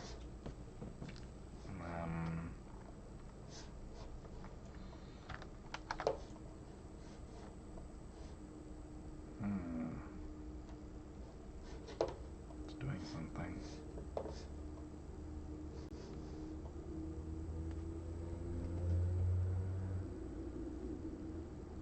Uh-oh. Oh yeah, it's using Firebase.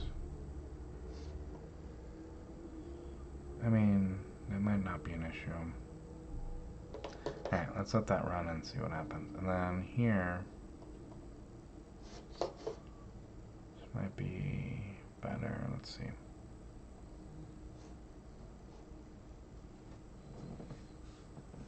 And I can ask it.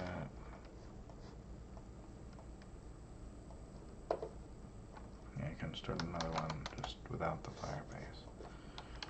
Generate a web app that uses agent. To upload a video MP4 plus voice over text to turn to generate a video avatar and allow them to enter their API key and do not use Firebase. Anything, do it entirely locally in the browser. Okay. So that's two. I don't know what's going on here. Let's see. Network. Let's try to use Firebase for something. Alright, let's see here. Oh, okay, this one's done. Whoa.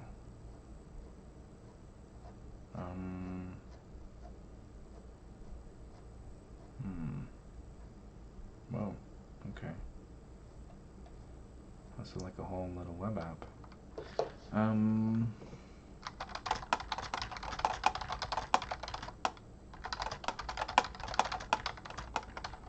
CSS and HTML. And one but. Okay. And then here, that's going. This is, maybe it takes a while to run.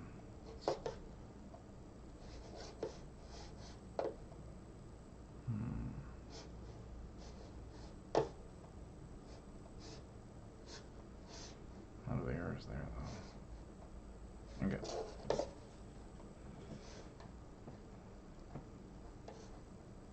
Oh, something finished. Okay. I think this is my key.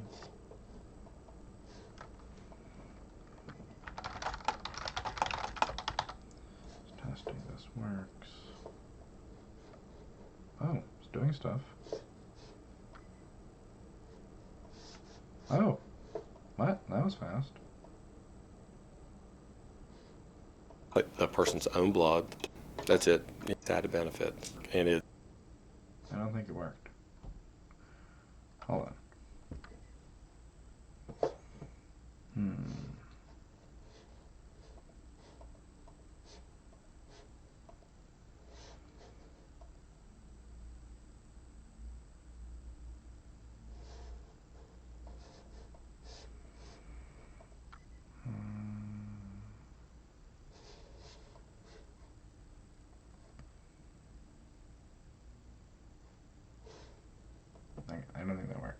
see what happened here.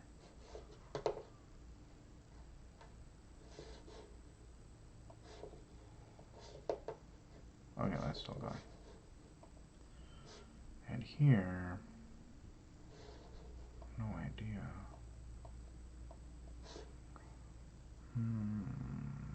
Okay, let's see if we can fix a few of these. Oh. Did I do that?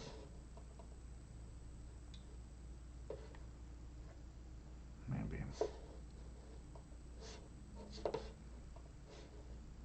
And I mean, you'll hear a patient is a Okay.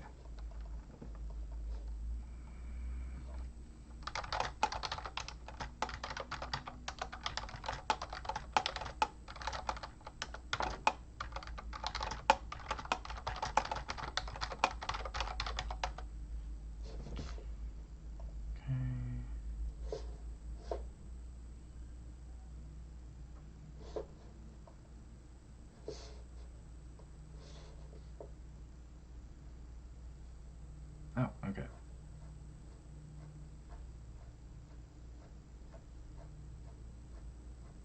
This is something we might have to do with Open Agent Studio, Agent Server, the backend thing, because there's this thing called cross-origin restrictions. Yeah, it's talking about that. So, we'll find out.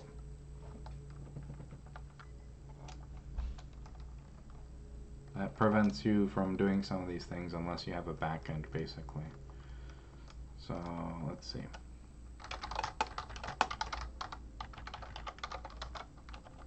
Okay, video.html.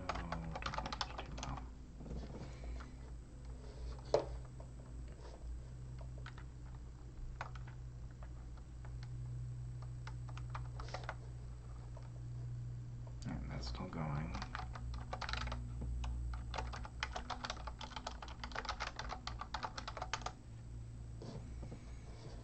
Okay.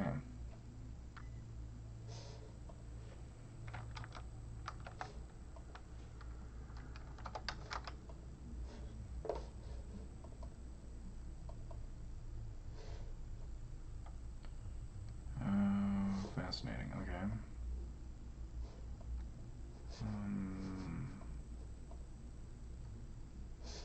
Right.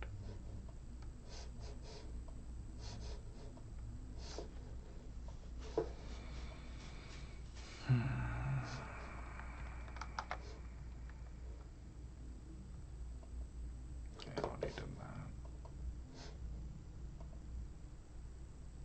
Oh, it might be doing something. Oh, what's this? Unexpected token. Okay, let's see here.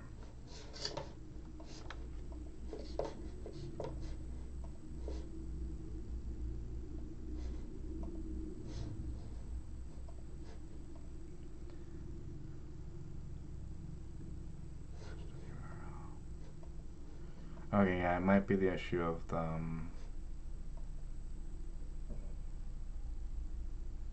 not allowing backends or whatever. Alright, I mean requiring a backend. Okay. So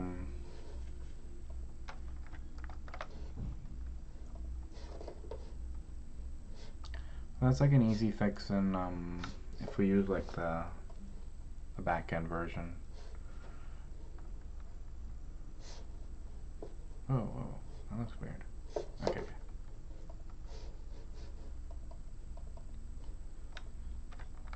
Let's see.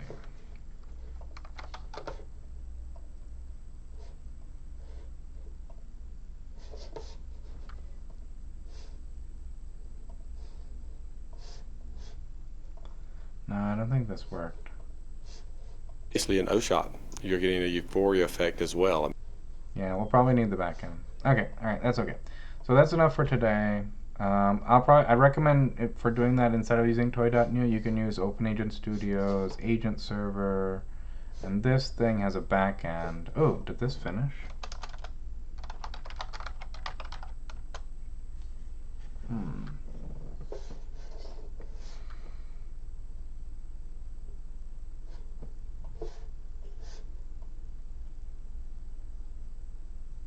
What did we build last time?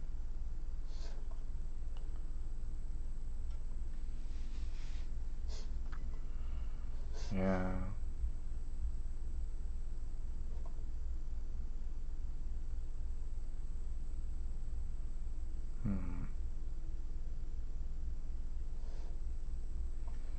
Oh, I tried to build it to make it easier. Okay, I'll have to solve that later after the call. Okay, that's okay. All right, that's enough for today's class. So basically, yeah, we reviewed some product ideas.